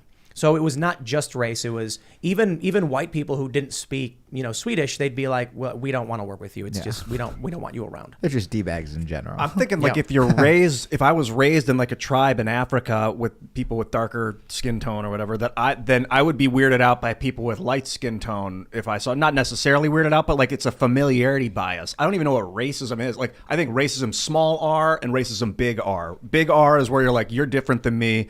It's, racial slur. And whereas small r maybe is more classist. I don't know. But this is America. This is the only majority white country that's elected a black president. There is a sociologist at Harvard. All sociologists are left wing. His name is Orlando Patterson. He's black. And in the 90s, he says America is the least racist majority white society in the world, provides more opportunities for blacks than any society in the world, including all of those of Africa. I want to tell you a quick story, Jamie. When my race was over, I'm in a restaurant in LA on the West Side. And I get there, and my buddy hasn't arrived yet, and there's a table next to me with two ladies, and I think they feel sorry for me. Yeah. So they start talking to me. And they were 85 years old. They'd known each other since the second grade. They were Jewish. One was a human rights activist, whatever that means. The other one was a psychotherapist. Yeah. And then about 15 minutes into the conversation, one of them said, wait a minute, I know who you are. You're that guy that ran for governor. I said, that's right. And she had a big smile. She said, guess who I voted for? I said, you didn't vote for me. And she said, how do you know that? I said, let's see. We're in the west side of LA. You're both Jewish. One of you is a human rights activist. It doesn't take Columbo to put that together. You didn't vote for me. And she said, no, you're right, I didn't. I said, now, how do you feel about the crime? And she said, I have a friend who got mugged and told me about that. I said, how do you feel about the quality of our schools? She said, I would never put my kids in a public school. How do you feel about the way Gavin Newsom shut down the state in a more severe way than anybody else did? Sitting up there at that restaurant, not wearing a mask, not engaging in social distancing with the people that drafted the mandates, had his own kids in person. She said, I thought it was hypocritical. How do you feel about the fact that people leaving California? So they agree with me on everything. I said, so here we are completing each other's sentences, yet you wouldn't vote for me. Do you have any Republican friends at all? And they look at each other and they admitted that they didn't. They said, this is the first time you've ever had a conversation with somebody who's conservative, isn't it? And they both said yes. Wow. I mean, honestly, talk about being in a cocoon. You should have just called them racist, bigots, all those things you said were conservative, alt-right talking and points. then be like, buy my book and just throw it. And then they bought my drinks and bought my dinner. Yeah, that's what I wanted. Well, and that's the thing. I ordered lobster. I think I wasn't going to order lobster at first, but then I don't even like lobster. Then I upped it. Yeah. I think one of the most insidious words is when if you change your mind, you're called a grifter. And I've made jokes about this. I've made jokes about it on Cast Castle on the podcast, because essentially it's saying that if you evolve a viewpoint, if you step out of your bubble, if I expected when I came on this show that I would just kind of be like token liberal guy, make jokes, make fun of myself, all done. And I've been fascinated at how a lot of my views have changed, and not because, Tim hired me when I was like liberal. My views have changed because I'm just talking to different people, which we should all be doing. And in fact, when I talk to some conservative friends and I still give some of my bleeding heart points of view, they go, oh man, I never thought of that either. And that's good as well. You're not grifting, you're growing. This is what I try to explain to people. You're searching for the truth. I'm searching for the truth. That's it. You are. Yes. And if you have that, I don't care if you're a Republican. Malcolm X said, I'm for the truth no matter who's telling it. Yes. And that's how I feel. Yep. I'm willing to change my mind. Make me change my mind. Give me the facts. Give me something I've said wrong, thought wrong, and I will change my mind. My God, I got excited when you quoted Malcolm X. Okay. Let's I'm back. I'm focused. One thing you got to be careful of is love bombs from getting this new crowd of followers. We talked about that with the Marjorie Taylor Greene, where every time now I get a compliment, they're like, we're love bombing you, Jamie. And I'm like, I know. Because it feels good to get accepted. It does. Well, and look, man, I still see a lot of stuff. I'll tweet like an innocuous joke about, something I saw that day. And, I know people who found me on here are like, will just start like ranting about Biden. And I'm like, okay, bud, like you can take it down. I'm not a Biden fan. But I think that, look, when you start changing your mind because you're being accepted, no good. If you're doing it for a paycheck, that's where the term grifter makes sense. If you are asking questions to people on the left and to people on the right, and your only goal, like you said, Larry, is just to find the truth, or like, dude, I just want people to start coming up with solutions. And I know that if we're screaming at, that's why my questions to you were all about like, hey, how do we get people to talk about this? Hey, take politics out. What are you telling someone who's struggling? How do you act as a man? Like, forget what party you are. Let me actually ask you then, I guess, the next step in the question of solutions. If the perception is that people are unwilling to listen, they're hyper-tribalized, your friends of 40 years, I think you said, was it 40 years, wouldn't even read an article, where do you think this is all heading? Well, there's a certain percentage of people that you have to write off. They will not listen. They do not care. They're locked into their positions. I'm not sure what the percentage of that is. There was a 2002 Fox opinion poll. 8% of Americans believe Elvis is still alive. Oh boy. 6% believe if you send him a letter, he'll get it. Now, it seems to me that 8% you just got to just write him off. I think most people are pursuing their own personal interest. They want to realize their God-given potential. I think most people do that. And if you are persistent and you say things in a persuasive way, simply, I think most people will at least listen to you. At least I operate under that assumption. And you have to operate under that assumption. Other than how do you get up in the morning and just go, half the country is irredeemable, I'm going to avoid them. Right. I just can't do that. Yes. And I won't do that. You guys said earlier, like the truth, that you're both seeking the truth. I get nervous about that because I feel like it's subjective to, in that there's no absolute truth. It's facts. You could say there are facts, but the way you look at the fact is your version of the fact. Well, either postmodernism. Donald Trump mocked the handicapped reporter or he didn't. Either Donald Trump said there were good Nazis and bad Nazis in Charlottesville or he didn't. These are just facts. He did not do that. He did not mock a reporter, yet much of the country believes that. I don't believe in this. I'll tell you my truth. There is a truth. Often it's hard to find, and often things are gray, but there are certain things that happened and didn't happen. 2 + 2 = 4. I don't care how you feel. Wait a second. What your Except sexual in base orientation 3, is. and then I think it's what your 1, sexual 0 or orientation is, something. 2 + 2 still equals 4. Yeah. I think that, a piece of relationship advice I actually give that I think we could really use when it comes to politics is if me and Ian are in a relationship and we get into a fight and all I want to do is prove that Ian's wrong and all he wants to do is prove that I'm wrong, nothing's going to get accomplished. Even sometimes by the time, let's say, I apologized, then maybe even Ian throws in something like, yeah, well, you should apologize. You really hurt me. And it's like, oh, man, we're still going. And I think that if you're in a fight with your girlfriend or boyfriend or whoever, if you can just focus on, hey, what could I have done better? Even if clearly my girlfriend was in the wrong, right? And I'm just like, well, I guess I could have reacted better. And then I get to bring that to the table, and she brings what she did wrong to the table. Now we both grow.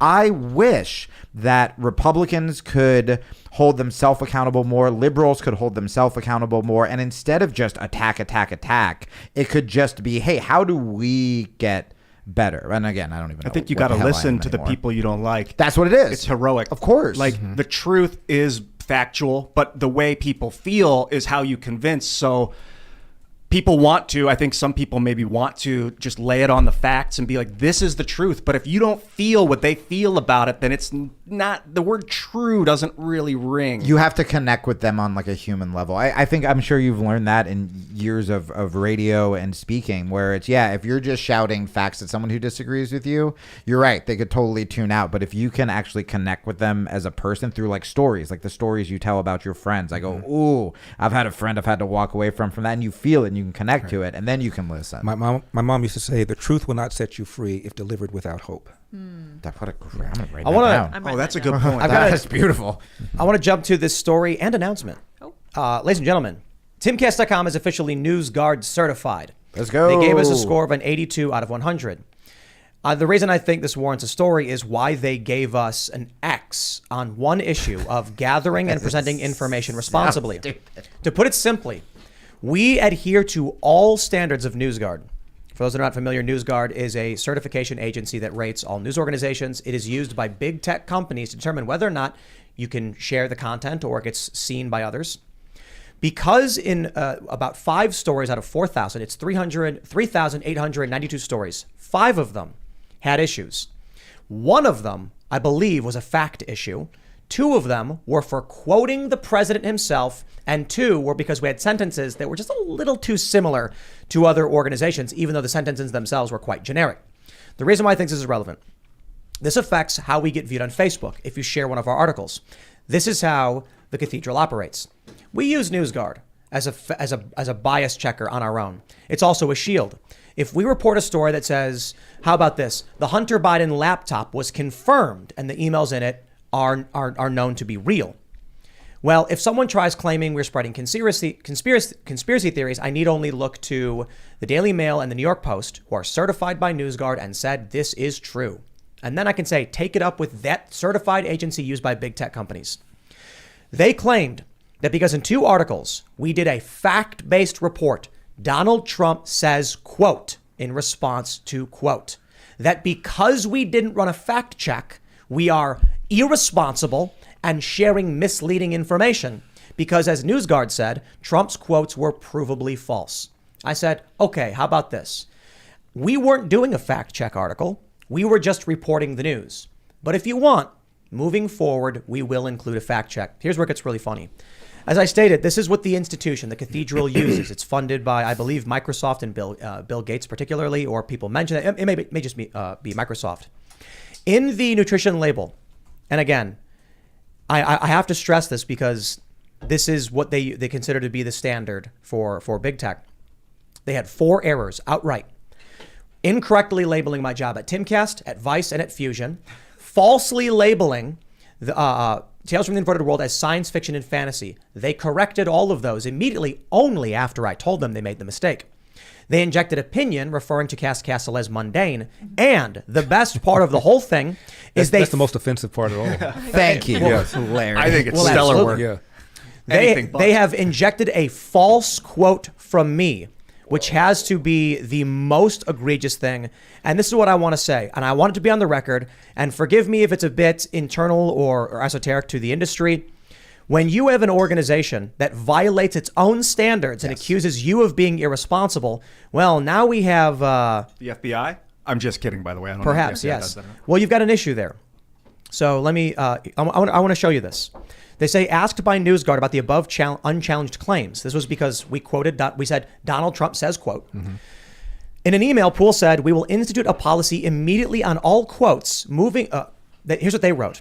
On all quotes, bracket, that are false, bracket, moving forward to run fact checks, and we'll have those 2 articles updated immediately. I never said that, nor did I imply it. Quite the opposite. Wow. I told NewsGuard that if you require us to run a fact check on Donald Trump's quotes, the policy would require us to fact check every single quote from anyone we ever report on. And we will do that if that's what your standard dictates. That would put NewsGuard in an impossible situation and potentially put them in civil tort liability positions. So they injected a false quote from me that said that are false, which I never said.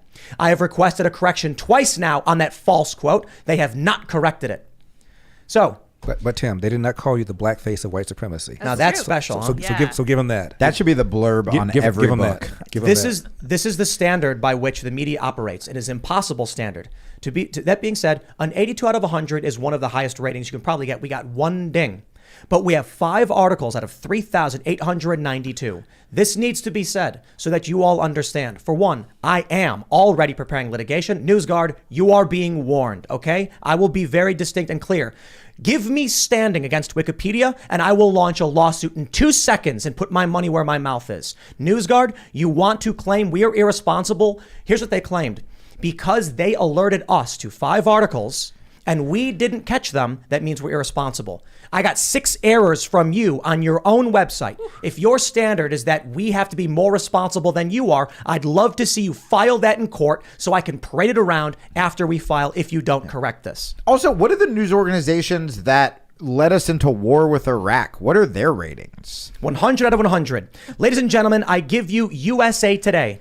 USA Today receives a 100 out of 100 credibility rating, despite the fact that on their page they say, in June 2022, USA Today took down nearly 24 stories by a reporter whom the newspaper said appeared to have made up people she quoted. Right. NewsGuard fabricated a quote from me. Yep. They even acknowledge USA Today fabricated stories, but they are 100 out of 100. Also, I would argue that this has to put them in some kind of civil tort territory. I will show every single certification they've ever given, and I will show they have no legitimate standards. And I want them in court to admit it. USA Today drove that story several years ago that black churches were being burned because of racism. And it turned out completely, totally bogus. There were more mosques and synagogues that were burned. Most of the black churches that were burned were in the forest, in the woods. Very few of them were burned as a result of somebody doing it because of racism. Completely set this whole country, pardon the expression, on fire. The story was completely and totally bogus. I am just learning that today in 2022. And what did they say about us? We quoted Trump, but didn't include context challenging Trump, Which, by the way, which is misleading. you as a news organization quoting the president of the United States, either way, whether Trump was right or wrong, is still covering the news, and it is certainly less nefarious than NewsGuard purposefully misquoting you. I will add, this is part of what gives them the credibility as their agency. But I want to stress that it's used by these big tech companies. But I also want to stress the purpose here is to show you what their standard is. When they claim the New York Times is factual, when they claim that USA Today is factual, they emailed me saying, "This is you're going to love this, guys, because we didn't talk too much about this before." I'm going to flip the table The first over. thing they tried getting us on, saying these are fake news, was that the Hunter Biden laptop story. They said, you claimed that Hunter Biden, in an email, was seeking funding for biolabs or whatever. And I said, well, I didn't claim that. The Daily Mail and the New York Post did. And they said, that's not been verified. I said, I'm sorry. You certified the Daily Mail and the New York Post as credible agencies, which I used in my assessment of their fact statements. Would you like to now have on the record that you don't consider your own certifications to be viable? They immediately responded with, this one's too murky, so we're going to ignore it. And I said, you refuse to admit that you're challenging your own certifications. You got to understand, guys. This is this culture war, and the issues we're facing with censorship are deeper than just one story about Elon Musk and Twitter. Of course they are. And behind the scenes, I want to let you all know, people are saying, like, why don't you do more? Put your money where your mouth is. If I have harped on Wikipedia for defamation, because Wikipedia says from Wikipedia on every article. That is a byline. I don't have standing to sue them. You need standing and you need injury. Correct me if I'm wrong. That's correct? Why don't you have standing? They did not defame me. Wikipedia, their article about me is actually fairly neutral or opinion. Veritas, I believe Wikipedia is, I'm not James, so I don't know for sure, but I believe it's verifiably false what they've published, which means they would have standing. And then what they need to do is challenge Wikipedia's 230 protections under the grounds that they've put their byline on the article, not the users. As for NewsGuard, I have done everything to make sure that anything they do grants me standing, so I can make sure they have to file in court why they're lying, have no standards, or are factually incorrect, and then we'll just leave it at that for the time being. Now, I like NewsGuard in that if they, I like in the respect that we'll use them, and I'll say, don't look at me. They're the ones certifying it. I'll pass the buck to them. That's what they are, the responsibilities they are taking, and I can respect that. But don't come to me and tell me there is no standard by which we can be deemed a credible news organization when you have lower standards for other organizations. That I find to be slanderous and defamatory. And the fact that they fabricated a quote from me crossed the line. I was content with saying they need to correct this earlier today until I read they fabricated a quote from me to protect their asses. Did they take a quote and then add stuff to it? Yep. What did they add exactly? They added bracket, that was false, to imply. Oh, bracket. So they're assuming you implied that. Which is also, I believe, I would argue maybe even grounds for malice, because what I actually said was, it's an impossible standard, but we'll do it. To add those words is to imply my statement was actually that we will begin fact-checking false statements that we weren't fact-checking before. But I mean, it is to imply that I was accepting false statements. It's also nonsense. We have a corrections policy, and we don't allow false statements. But you can't know if something's false until after you fact check it. Exactly. It's ridiculous. Because they knew my statement to be included would show that they have broken standards. They put a fake quote in place. I'm not standing for that. I hope I have some basis for a lawsuit. After my campaign for governor, I was just a skosh under 1 million followers on Twitter. Over the next several months, I lost about 30,000. and I still lose about 100 per day. However, a few weeks ago when Elon Musk announced his intention to buy Twitter, I gained 10,000 followers within 24 hours. How does that happen? You're not alone. How does it? I know. And a lot of conservatives gained and a lot of liberals lost a lot of followers in one fell swoop within 24, 48 hours. That is some severe some malpractice. Tell me about it. Something. We're gonna go to That's super like a class chats. action thing. We're going to super chats, but YouTube has been breaking on us. So Before we do, Larry, what's your mom's name? Because I want to attribute that quote to her. Viola Elder, Can you say that quote one more time? like, Yeah. like the instrument. Yeah, do you want to say it, The Larry? truth will not set you free if delivered without hope. Yes. So we've been, my husband and I have been having an ongoing conversation over whether facts care about your feelings. And I argue that you can't convince someone of a fact unless you also care about the feelings. It's kind of like what Maya Angelou said. She said people will, forget what you said, they'll forget what you did, but they'll never forget how you made them feel. My mother couldn't stand Maya Angelou. Yeah. I'm couldn't stand. Thought she was phony. Yes. By the way, you know she's not a doctor. They Oh, call yeah? her Dr. Maya. She doesn't no degree. In Oh, really? doctorate. Oh. My mother thought she was completely phony. Thought her accent was all made up. My mother couldn't stand her. Yes. Can you guys call me doctor from now on? I'll call you anything you want. Yeah. Hell yeah, let's Dr. go. Maya Angelou. Yeah. Is So it, I, is it doctorate. Viola, Viola? Yes. Nice. So I don't like to use that Maya Angelou quote because I don't like her either. But I think she has a point in that people don't really care if you're presenting them with facts. If you appear to great not point. care about how Yep. they feel. Right. Well, that's why comedy can be so powerful, right? It's like it evokes a physical feeling, and then if you can laugh together, chances are you can figure some stuff out together. And it would be nice if late night comedy wasn't so far to the left. Well, the it's only all- one is Greg Gutfeld. The only one that's late night that is not left wing. Yeah. Well, to be fair, about 15% of young people admit that they get their primary source of news from the monologues. Larry, I would like to argue that they are also not funny, so not technically comedians. Yeah.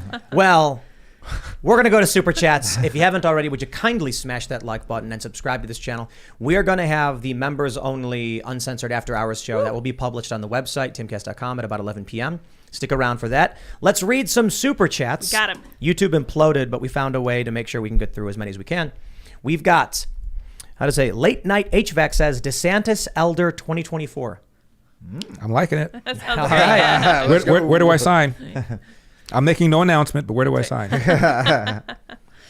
All right, let's see. Lord Blueberry says, "Is that the black face of white supremacy I see?" That's what the LA Times called me. Her name, her initials are Erica D. Smith. Oops. When I ran, she ran a column, and the headline was, Ian, Larry Elder is the black face of white supremacy. Subheadline, you've been warned. There's another columnist with the LA Times named Gene Guerrero who referred to my views as white supremacists. What did you say that made people think? Tell me about it. I invited Erica Smith on my show when the campaign was over to explain it. She wouldn't come on. Right. Tavis Smiley, I interviewed with him, black host who was on PBS for years. I remember Tavis Smiley. And he referred to me in my interview as anti-black. I said, Tavis, why am I anti-black? What view do I have that's anti-black? He said, you're opposed to reparations. I said, Obama was opposed to reparations until a year ago. Was he anti-black until a year ago? Yo, I'm open to repairing things, but I don't think throwing money at the problem is the way to repair systems. We need a holistic refunction of our monetary system. Well, furthermore, if you're talking about reparations, I mean, who should pay reparations? Slavery was a Democratic Party. Democrats owned slaves. Republicans didn't. Only about 5% have some sort of generational connection to slavery. So all the people that came here after the Civil War, World War I, World War II, they should be paying into it. It's ridiculous. It was 150 years ago.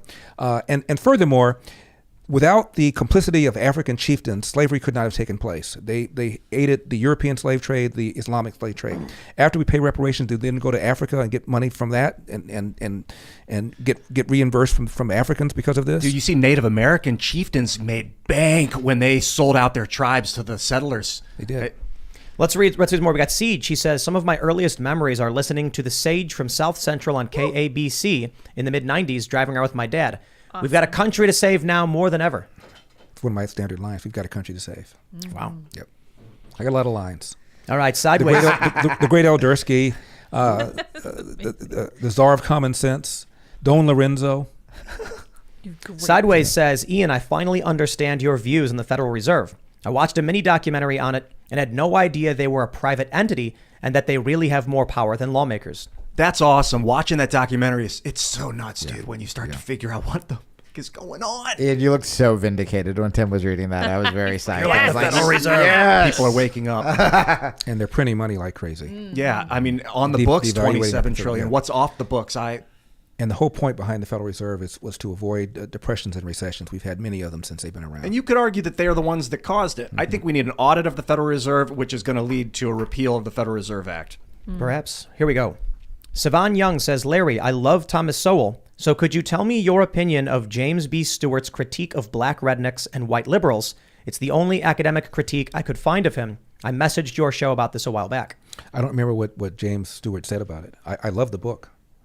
I don't know what the criticism is. Well then. So I'll take a pass on that one. Do you think with I mean, kind of on the same subject, with the accusations of being a white supremacist? I can't believe I just said that to your face. I couldn't even make eye contact with come you. on, Okay. come on, Jamie. I worked hard for that title. Yeah. Okay. Sorry. Well, it's an honor to Yeah, meet you. that's Sir. right. Thank Do you? I mean, man, like hearing you explain these views long form on this show, you're not saying racism doesn't exist, so let's leave the problem alone. You're offering solutions to help black communities. And so if you're trying to still help the black communities, even if people on the left don't agree with you, that's not white supremacism. It would be white supremacism if you were like, get them out of And here. why can't we have a discussion about that? Yes. You know, Jamie, over the years, I will get a letter from somebody or somebody will call my show and say, now, Larry, you say racism doesn't exist. But let me tell you something. I said, $100,000 to your favorite charity where you can find where Larry Elder wrote or ever said racism doesn't exist. Right. I've never said that. The fact that I believe that racism is no longer a major problem in America does not mean I don't believe it exists. I've never said that. How do you get from that to that? Right. I think it's like Roman supremacy. People sometimes they get fired up when I talk about the Roman Empire, but I feel like the Romans were the slaveocracy, tried to conquer the world. Then they built a church, and this Roman Catholic Church now is like still in control of people's minds. And white or black, it don't matter, man. When there's a group of consciousness that's attempting to control things, I definitely think that there is the Jesuit, like the black pope. You want to look at the power of the pope and the black pope and what the Jesuits are doing. Go down that rabbit hole. Let's read this one we got from Samuel Adams. Thanks for the super chat, Sam Adams. Hey. His Brian Kilmeade tweeted, just spoke to Eric Trump. Nothing in the safe. FBI agents, 30 approximately, raided on behalf of National Archives, has to come from POTUS or someone in the White House. So perhaps this is related to the story about Trump tearing up notes and flushing them in the toilet or something. Yeah. It would have been funny if Trump just left a note in the safe and it was like, can't catch me. The funny thing is that story where they claim that Trump was tearing up notes and putting them in the toilet, there are pictures of them. Who took those pictures? I wonder. Who went into the bathroom after Trump to take pictures of what was in the toilet Yeah. is very strange. Right. And the fact that Trump would put notes in the toilet and not flush is also strange. Right. Trump being like, hey, come film me destroy evidence. Sure, yeah. Creating more evidence. Or someone's like, hey, Trump just went to the bathroom. Go take pictures. Right. What? That's weird too. Unless he walked in and just flicked it in there. dude, But then why anyone- wouldn't he no, flush if it? Trump does seem like the kind of guy who would be like, take a picture. Well, the White House is Trump is the kind of guy who turns around and takes a picture. the White House is a very old building. Maybe they have a bad plumbing system. Yeah. Get him out of the. Your tax dollars at work.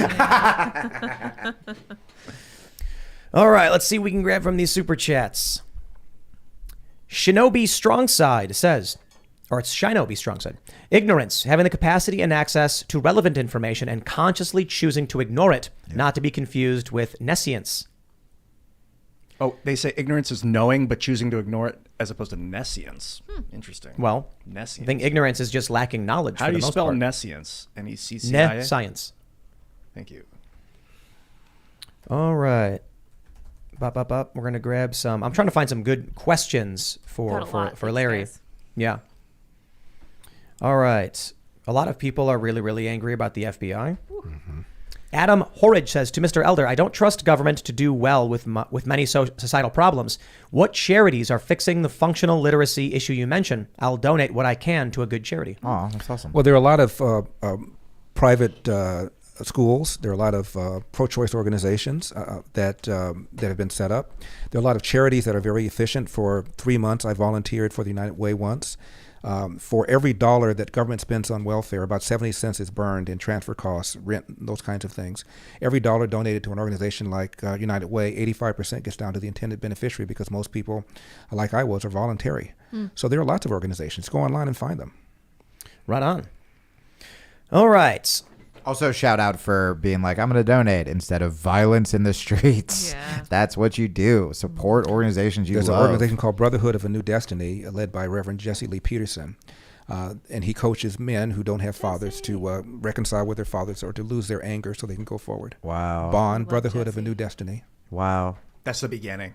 of Hey, everything. what do you think? I mean, this is probably a basic question that you get when you talk about fatherhood, because I was really captivated by that. And, obviously there are a lot of marriages that are horrifically dysfunctional, right? So what's the advice you give or the solution for, is it better to have a single mom who loves you unconditionally, who crushes it, who's doing everything she can, than an incredibly abusive marriage that now you're watching and that's shaping That's your... not even a close call. Obviously, it's better to have a mother that loves you than a dysfunctional, angry, violent marriage. Yeah. Again, the whole point behind watching your mom and your dad is to watch them resolve disputes. Yes. Without anger, without rancor, without violence. If you don't see that, you see it resolve violently, you're going to behave that way as well. Right.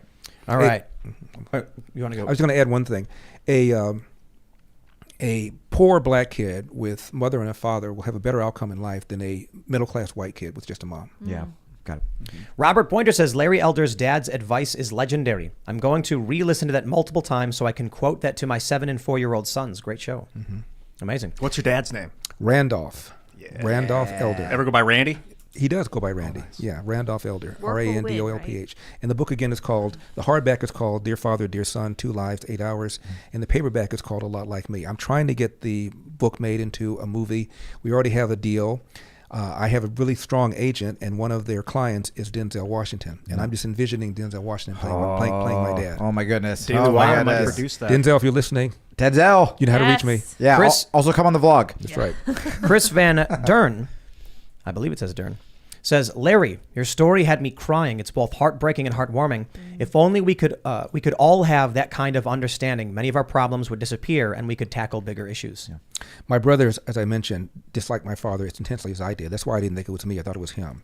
My little brother died years ago. He was diabetic. But after I reconciled with my dad, I contacted my older brother, Kirk. And I said, Kirk, Dad's not an a-hole. He's not what you think. Oh, yes, he is. No, he's not. Oh, yes, he is. Kirk, you got to sit down with the man. No, I'm not going to talk to him. So a couple weeks later, I'm over visiting my dad. I said, Dad, have you talked to Kirk lately? He said, yeah, why'd you ask? I said, I just wondered. He said he came over here. We had a 5-hour conversation.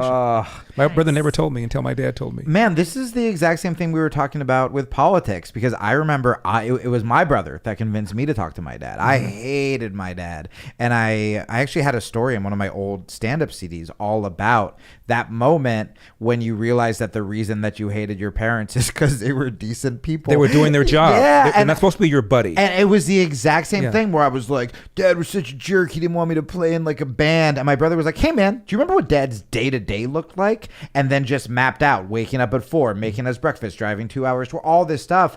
And you just go, oh God. For me, I realized it was me, and if people could, so much of it just has to do with ego and being right and being married to these stories, whether it's, well, I grew up Democrat, or whether it's, well, I grew up hating my dad, or whatever story you tell yourself, or whether for the people listening with mental health stuff, like if it's your story about you being a bad person or you being a failure, they're all stories, man, and you can override And Jamie, when I them. was writing the book, my dad was alive. He died as soon as I finished the book. And as I was writing it, I would ask him questions about, what did you do here? Why'd you do this? Yeah. And he said, why are you writing a book about my little life? I said, Dad, your life wasn't little. It was epic. You just don't know it. Jeez. All right, we got this from Curtis McLaughlin Jr. He says, Mr. Elder, the GOAT, by the way, I was recently arrested for loitering and prowling while eating Taco Bell in a parking lot.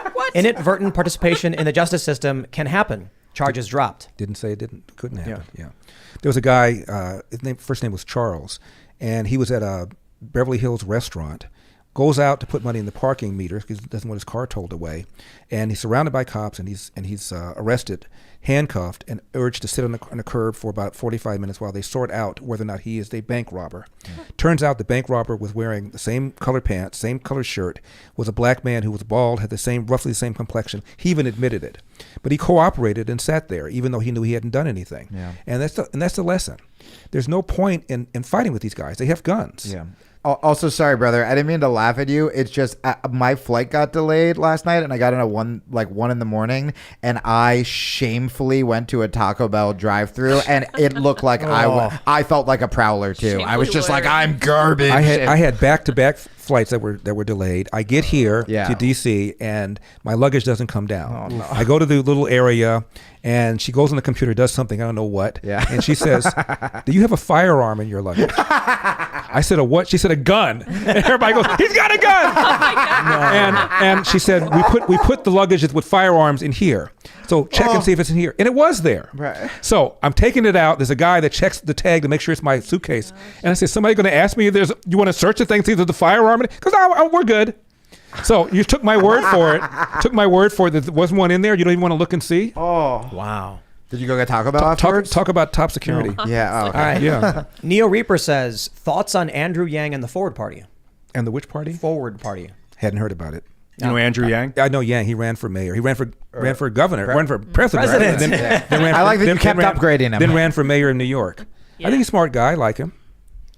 He's the Yeah, one he that had launched a third party. He's the one that had a little thing on that said math. Yeah. Yeah. Anyone who can shake stuff up, I'm here for. Yeah.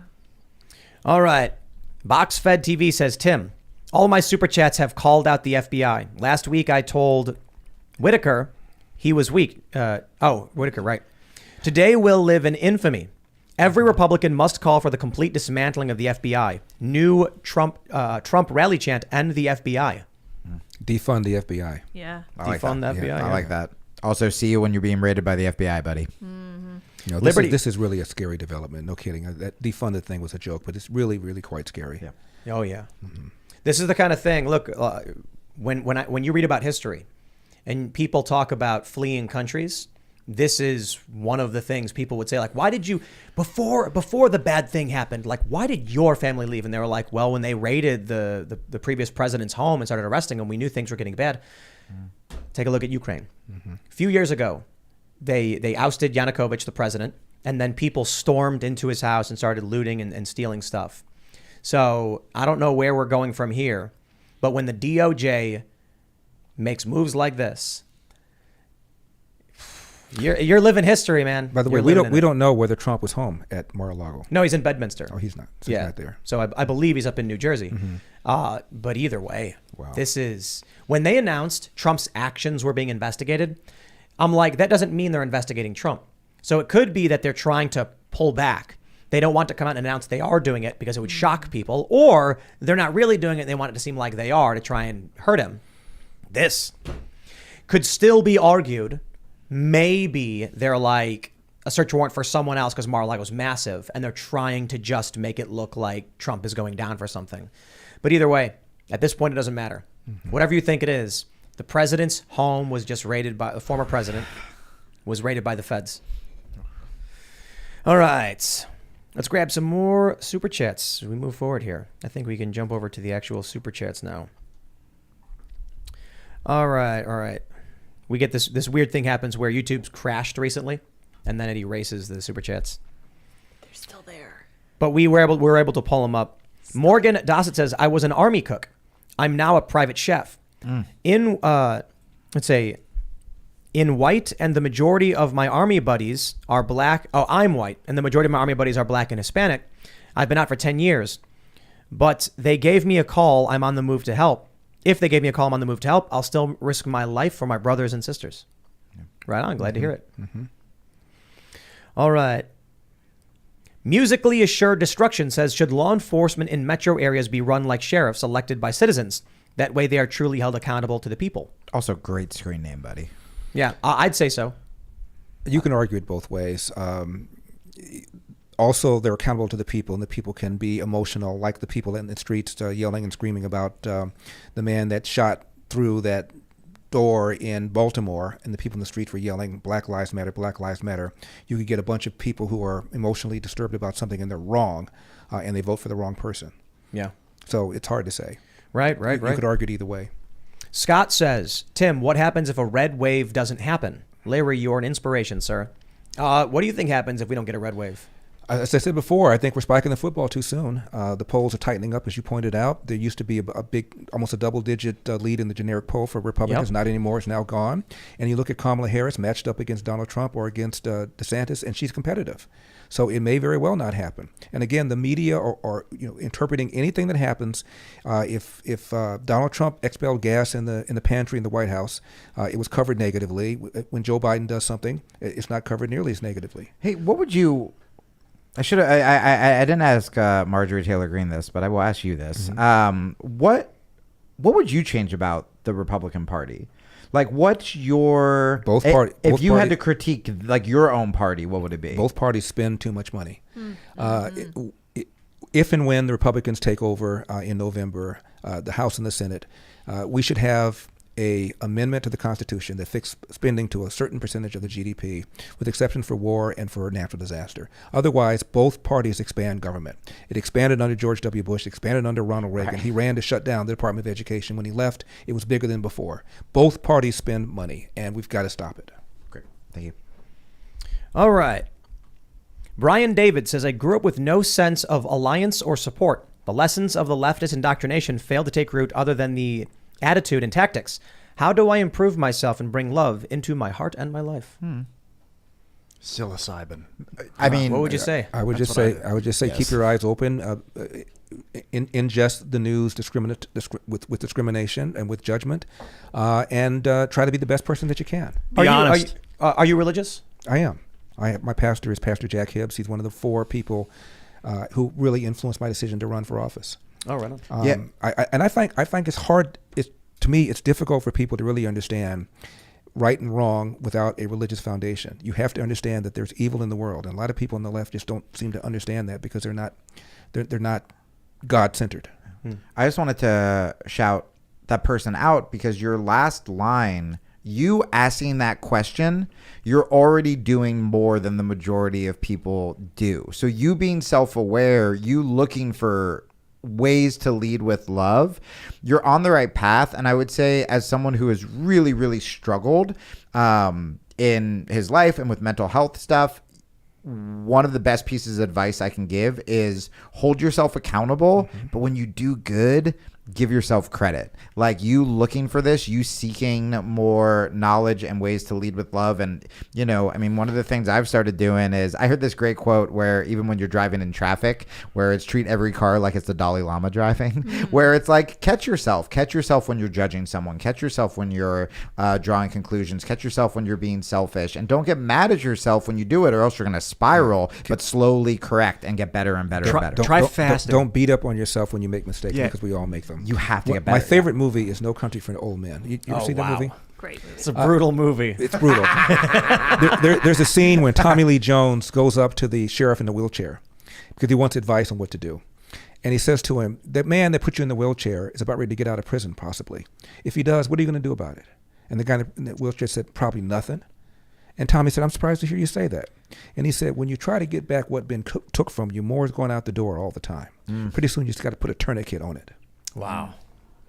I want All right. to invite that guy to try fasting too, because when you clear your gut out, you become more in tune with your feelings. All right. Yeah, do challenging things. Giafonta says, Mr. Elder carries the tradition of Booker T. Washington, who advocated for self-help, entrepreneurship, and vocational training. Unfortunately, black politicians believe more in W.E.B. Du Bois and the talent. What does it say? Talented 10th. Talented 10th, which perpetuates an elitist ideology. Could you elaborate on that? Absolutely. In fact, we explore the differences between the two in Uncle Tom 1, and we get into it a little more deeply in Uncle Tom 2. Booker T. Washington believed when a Negro boy learns to cook, to sew, to wash dishes, or to practice medicine as well as or better than somebody else, he or she will be rewarded without regard to race. W.D. Du Bois was all about an elite kind of attitude, and they used to quarrel. So, and Du Bois ultimately rejected the American citizenship, became a communist, and moved to Russia. Booker T. Washington's Tuskegee Institution is still here. So, whose vision really ended up being the vision that was correct? Also, Uncle Tom, you can see at uncletom.com right now for free, hitting you back for that Chattanooga plug. Yeah, Got it. The documentary, the things I learned about Herman Cain I did not know, and his story about his time in, I think it was his time in the military, Right. and how he improved himself, man, that was absolutely incredible. Dude, It's been a while since I watched it. I'm going to say something that I'm uncomfortable saying, but it's such an opportunity. I think I need to, which is I think that the second that people on the left, and this is so patronizing and gross, and it's the worst part about what people say the left is, when they hear a black conservative without actually listening to them or reading them. I've never read Thomas Sowell. I've never read your books. I'm going to get your books when I go home.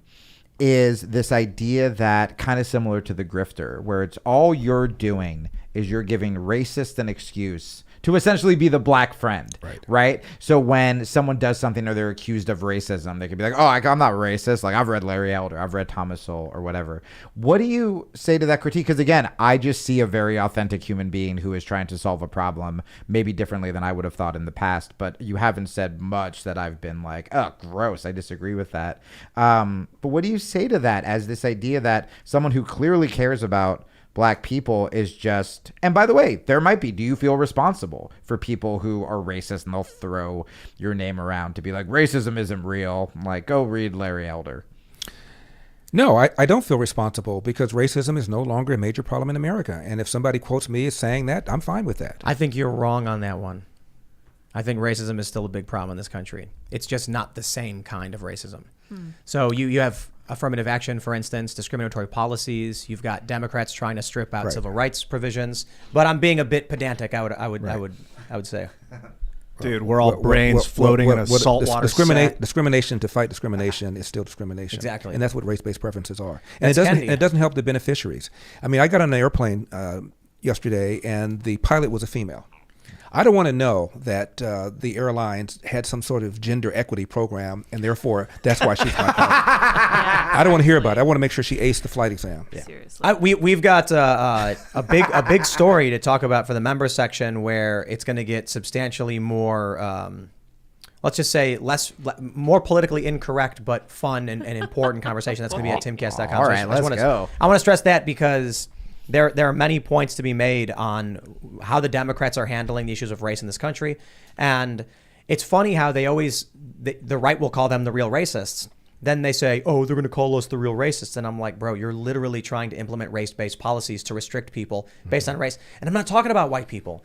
Like, if people complain that someone who's white is being held back because of their race, I'm like, that's legitimate. But you're also going after Latinos and Asians as well. Like, you're just creating these weird race-based policies that are just bad for everybody. Yeah. Absolute racism. When I moved to Cleveland in 1977, I'm from L.A. Lakers, Rams, Dodgers were all winners. And the Cavaliers sucked. I was born in Ohio. So a guy named Ted Stepien, an advertising guy, very wealthy, said that he was going to buy the Cavaliers. And when they bought the Cavaliers, he said, I'm going to put more white players on the court because at the time the Coliseum was in an area called Richfield, which was way outside of Cleveland, a largely white area. And he felt the white fans would attend games more if the starting five were more likely to be white. Oh, no. He bought the team, Jamie, and he did just that. 4 of the 5 starters were white. Okay. The team lost more games than the year before. They drew fewer fans than the year before. They found out white people didn't like watching white people lose any more than they wanted to watch black people lose. And the NBA took the team away from him and implemented a rule called the Stepien rule, which is still in effect today, which means you cannot trade back-to-back first-round picks the way he did to get these white players. Wow. You ever heard of Scotty Wedman? No. Mike Bratz? No. They were 2 of the starters for the Cleveland Cavaliers. Sure. Did he bring in Mark Price during that time, or was that after? That was after, well after, but he didn't own them then. All right, everybody, if you haven't already. I can't believe you brought him up. I'm from Ohio. I know. I can't believe you brought him up. This morning, I'm talking to somebody from Georgia Tech, having breakfast with him, and I said, there was a player that went to Georgia Tech around the time you were there. His first name was Mark. He was a great point guard. He was an all-time NBA free throw percentage shooter. And I couldn't think of his last name, and you just now gave it to me. I love that guy, man. Yeah. What are the odds of me talking about Mark and you saying Mark Price? There's like we're in a system of some sort. We are. Maybe there's a God. But anyway, head over to timcast.com. Head over to timcast. That's his last name, Price. All right, smash that like button. Head over to timcast.com. We're going to have another segment coming up, the uncensored, much more incorrect, not family-friendly version of the show. That'll be at timcast.com, posted about 11 p.m. You can follow the show at TimcastIRL. You can follow me at Timcast. Larry, do you want to shout anything out? Just follow me on Twitter, follow me on Truth Social, follow me on Instagram, follow me on Facebook. My documentary, again, Uncle Tom, comes out on August 22nd, Uncle Tom 2. Uncle Tom 1 is now for free on uncletom.com.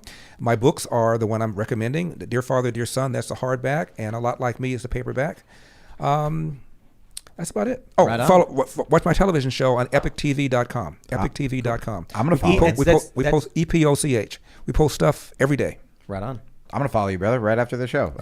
Guys, you can love bomb me on Twitter at Jamie Kilstein. Again, shout out to everyone who followed me on Instagram because you guys know I want to get off toxic Twitter so bad, but I have so many more followers there. You can follow me on Instagram at the Jamie Kilstein, and that's where I'll be announcing my stand-up dates. On Instagram, I talk a lot about mental health stuff. Twitter's more political. But yeah, just follow me on social media. I love this community with all my heart. Ian, before you say anything, one more thing, elderforamerica.com. It's my political action committee. Raising money to take back the House, the Senate, to campaign against critical race theory, in favor of school choice, and for initiatives to strengthen families. Elderforamerica.com. Throw a little something in the tip jar. Thank you, Mr. Elder, Dr. Kilstein. Ladies Finally. and gentlemen, Dr. Kilstein. we're on the precipice of an evolution towards a new world order of sorts, and it's up to us to decide how this evolution occurs. If you will be a passive, standard by, watching it happen, or if you will participate in the creation of the future. Now is the time for you to decide and take action. I'll see you there. All true and correct. Thank you guys very much. Thank you, Larry, so much for coming. Larry's cheering Ian's last thought. I love it very much. Thank you guys for welcoming me back with such open arms. It's been a lot of fun switching with my wrong hand. You guys can follow me on Twitter and minds.com at sarahpatchlids, as well as sarahpatchlids.me. We will see you all over at timcast.com. Thanks for hanging out. Bye, guys.